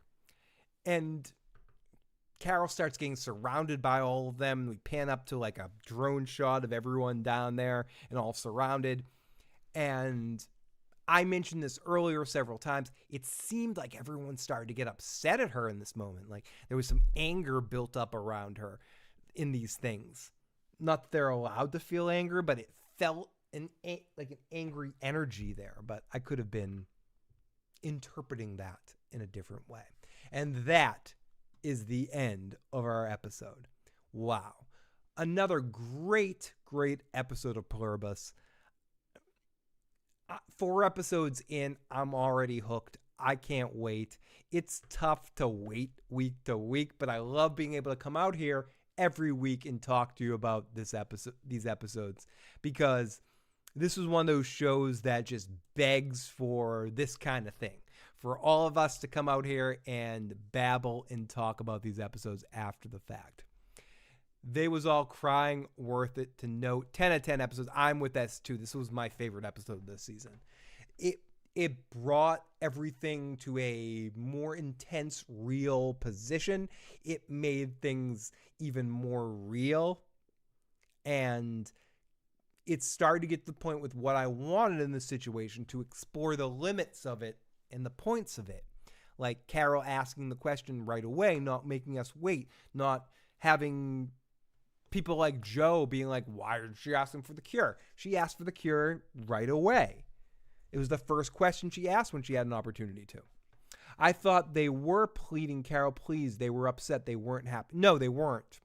They wanted to do something, but they couldn't officially do anything. But it seemed like in that moment they sort of wanted to do something.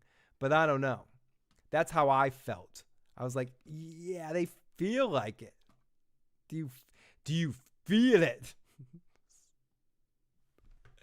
But yeah, no complaints so far. I am all about what I've been watching so far. But now's the time, everybody.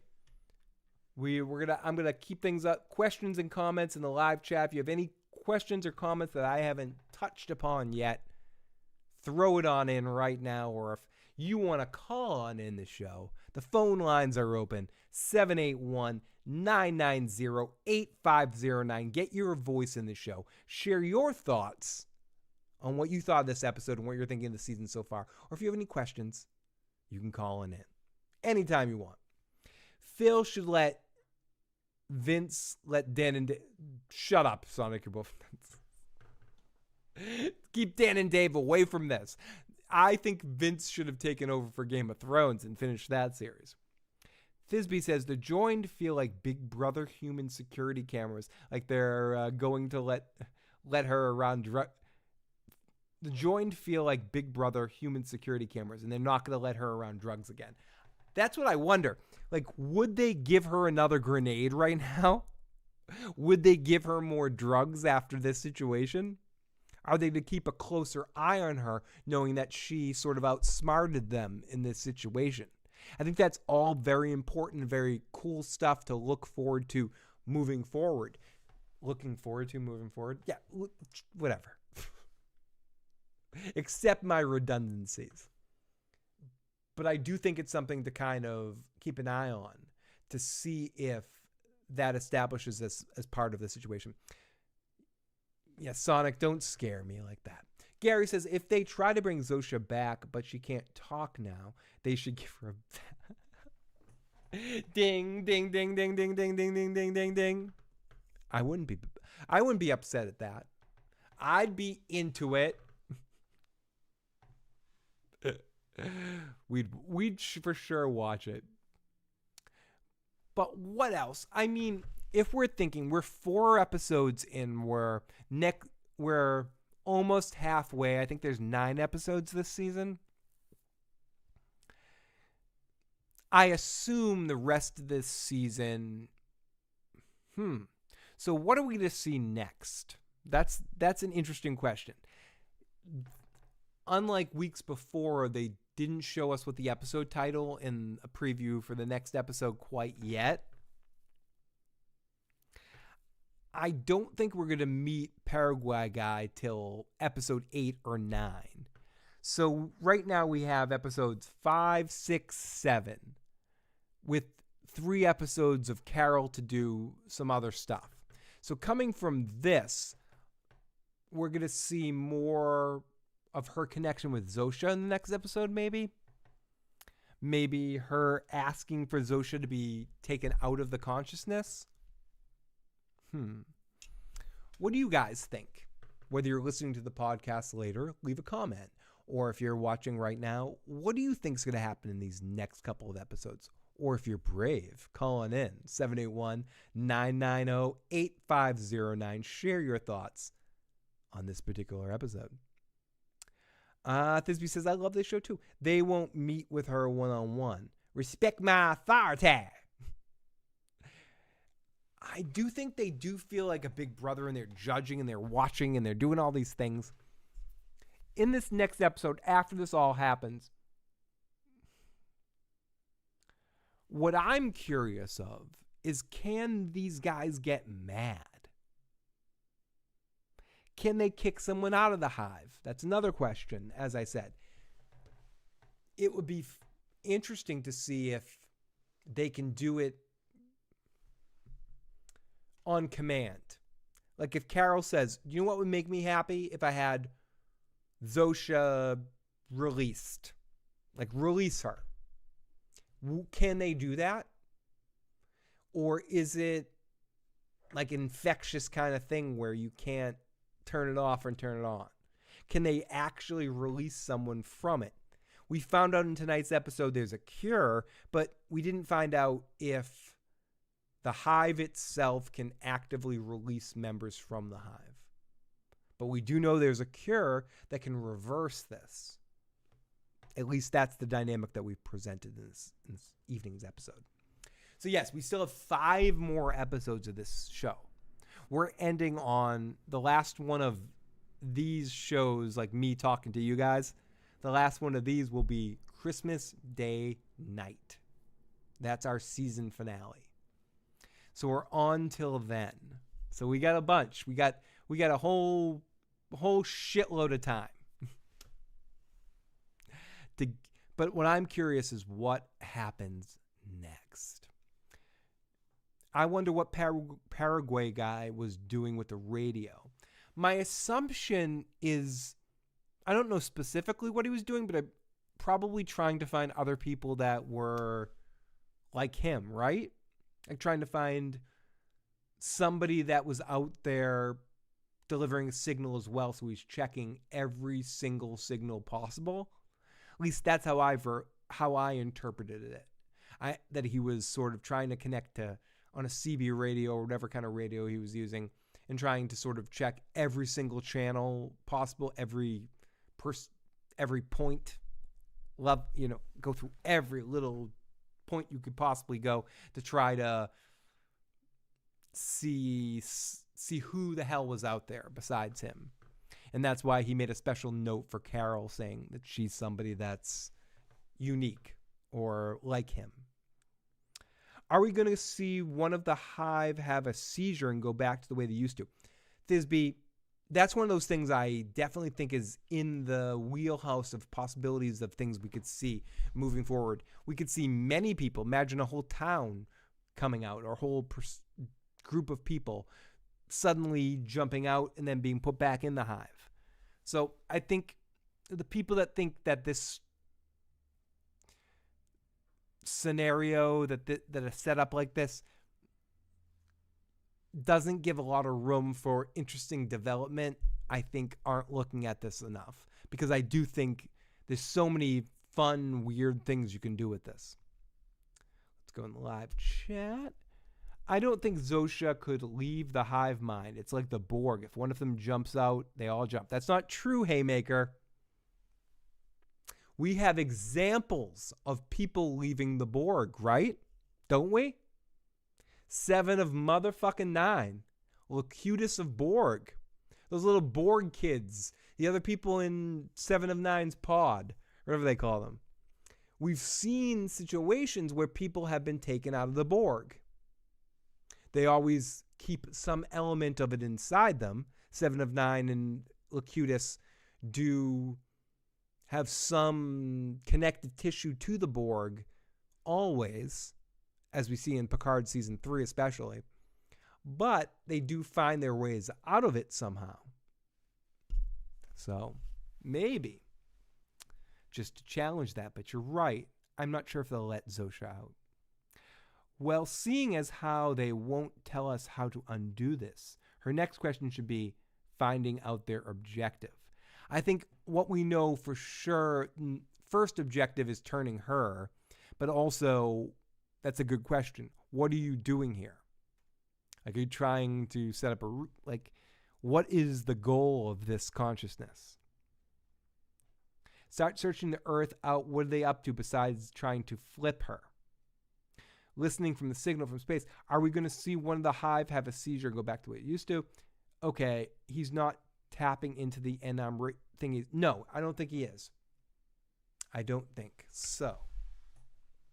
So many interesting things moving forward here on this show.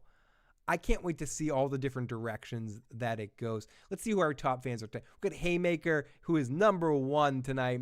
Monty, who's very close. Samuel, very close. Gary, very close. Pixie, very close. Sonic, very close. Mr.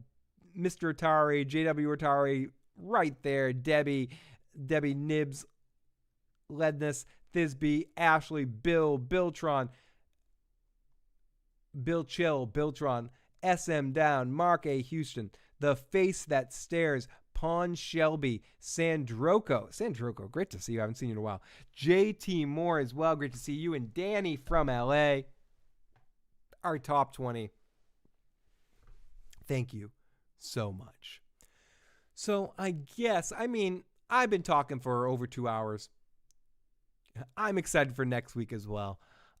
I could keep going, but we'll give you a few more minutes here if anyone wants to call in. 781-990-8509. We got Ledness, who just gave 5 memberships away. 5 new members. We got our good buddy Winter, who just received what I love about when people give memberships away, we know who's ninjaing in the back. We got our good buddy Winter, who just got a membership. We got Gabby S., who also was ninjaing, who just received a membership. Jump and Slash received a membership. Our good buddy OW received a membership. Jim Watari received a membership. And that is so awesome of you, Ledness. That means, it means more than you know. Anyone who super chats or becomes a member, it helps us continue to do this, or anyone that in the podcast sets up subscriptions or, donates to the issues guy on in any situation, or just listens to the podcast or watches the video. It means more than you know. So thank you so much for everyone becoming a member tonight. That's fucking awesome.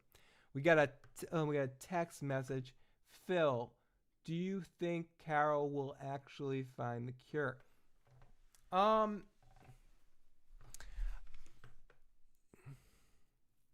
Yes. I do think... No.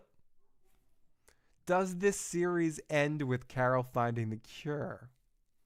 I don't think it ends with that, but I do think she finds a way to take people out of the consciousness at times. Or throughout the series, certain people come out at certain times. Ooh.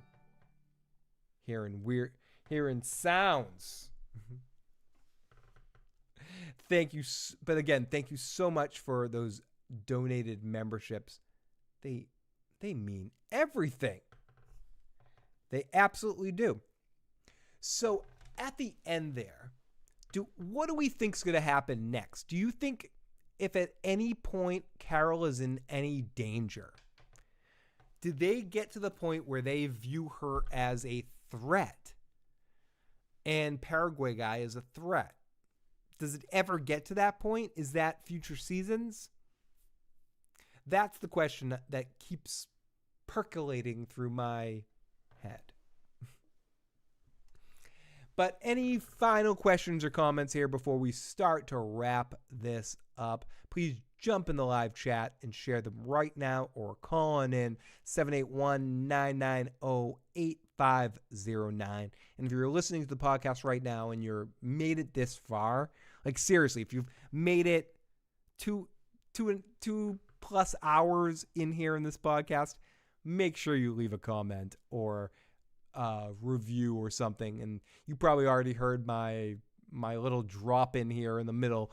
We drop a little pre-recorded request for you guys. But if you haven't already and you made it this far and you're listening to the podcast, jump on Apple, or even if you're listening to the YouTube video and you have Apple Podcast, jump on Apple Podcast, look up the Talking Pluribus, our show, make sure it's us, scroll down, takes fucking 30 seconds to do this shit.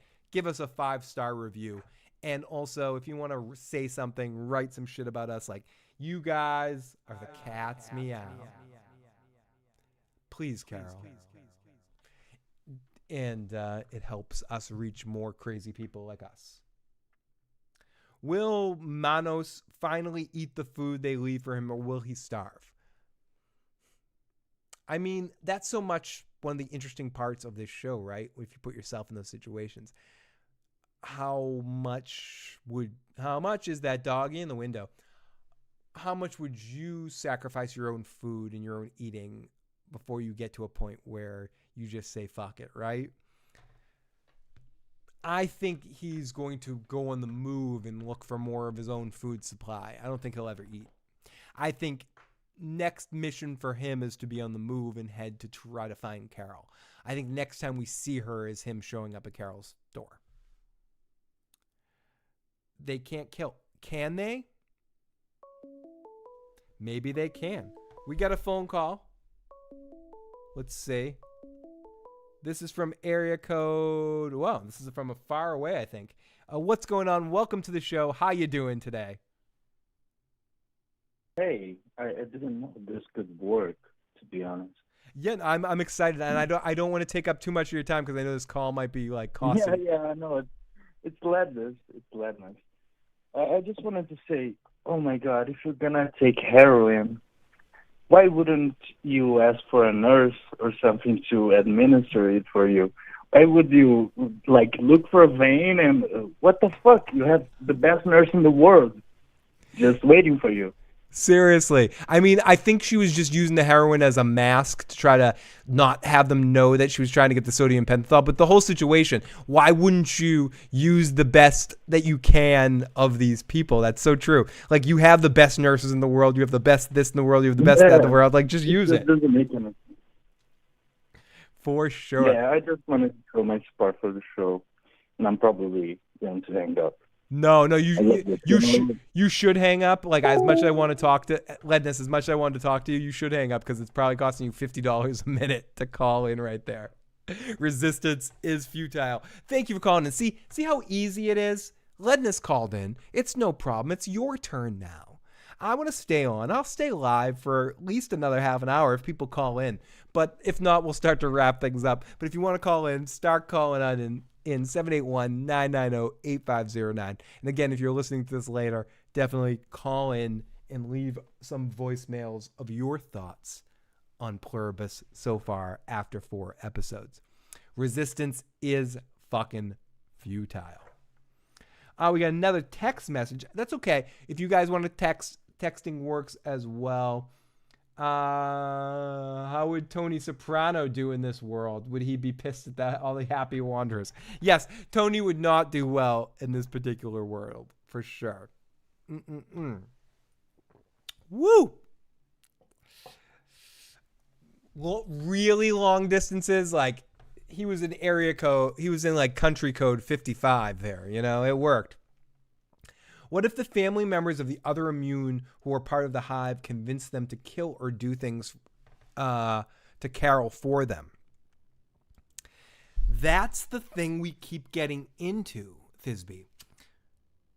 Is there a possibility, or is there a point where they get where Carol is so much of a pain in the ass that they can't help but go out of their way to try to find an opportunity to stop her? Maybe they can't kill her, but maybe they can go out of their way to find all these strange things to do to fuck with her, to make her situation more difficult, to make her more encouraged to want to join in. She can't join in. It's more about just being happy and letting them make her happy.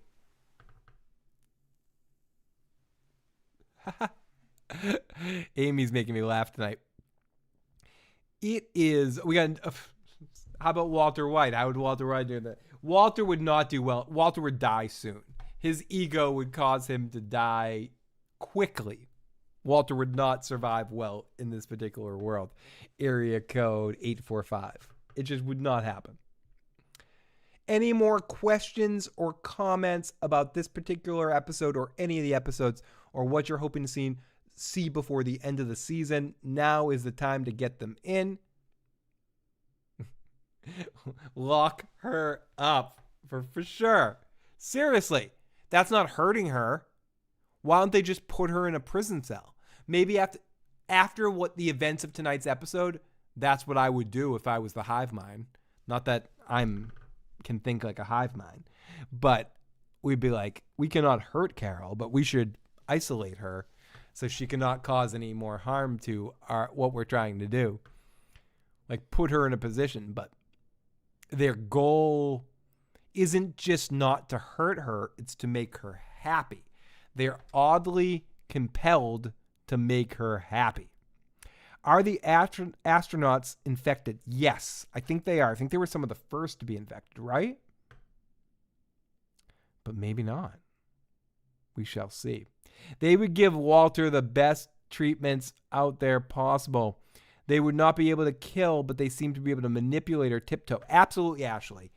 We've seen that they are able to use some form of manipulation. They're able to lie with omission a little bit. Like, if you don't ask the right question, they won't tell you the truth. Like, let's look to the scene where Carol was asking Zosha, like, are you watching me? Are you guys? And she's like, no, we're not watching. We just happen to be outside. And then Carol pushed a little bit more, and they're like, yeah, we have the military satellite watching you at all times right now. And they think you should drink water. And every doctor in the world thinks you should drink water. So they do have an ability to lie. We've seen Zosha lie. Or at least mistruth a little bit. I don't know if that's the correct expression. So that is worth mentioning, at least. Anyways, Gary says they can lock her up. They can lock her up and still keep her happy. Bring anything she wants, anything she needs. I wouldn't be surprised if they eventually try to lock her up in some fashion. That seems like it would be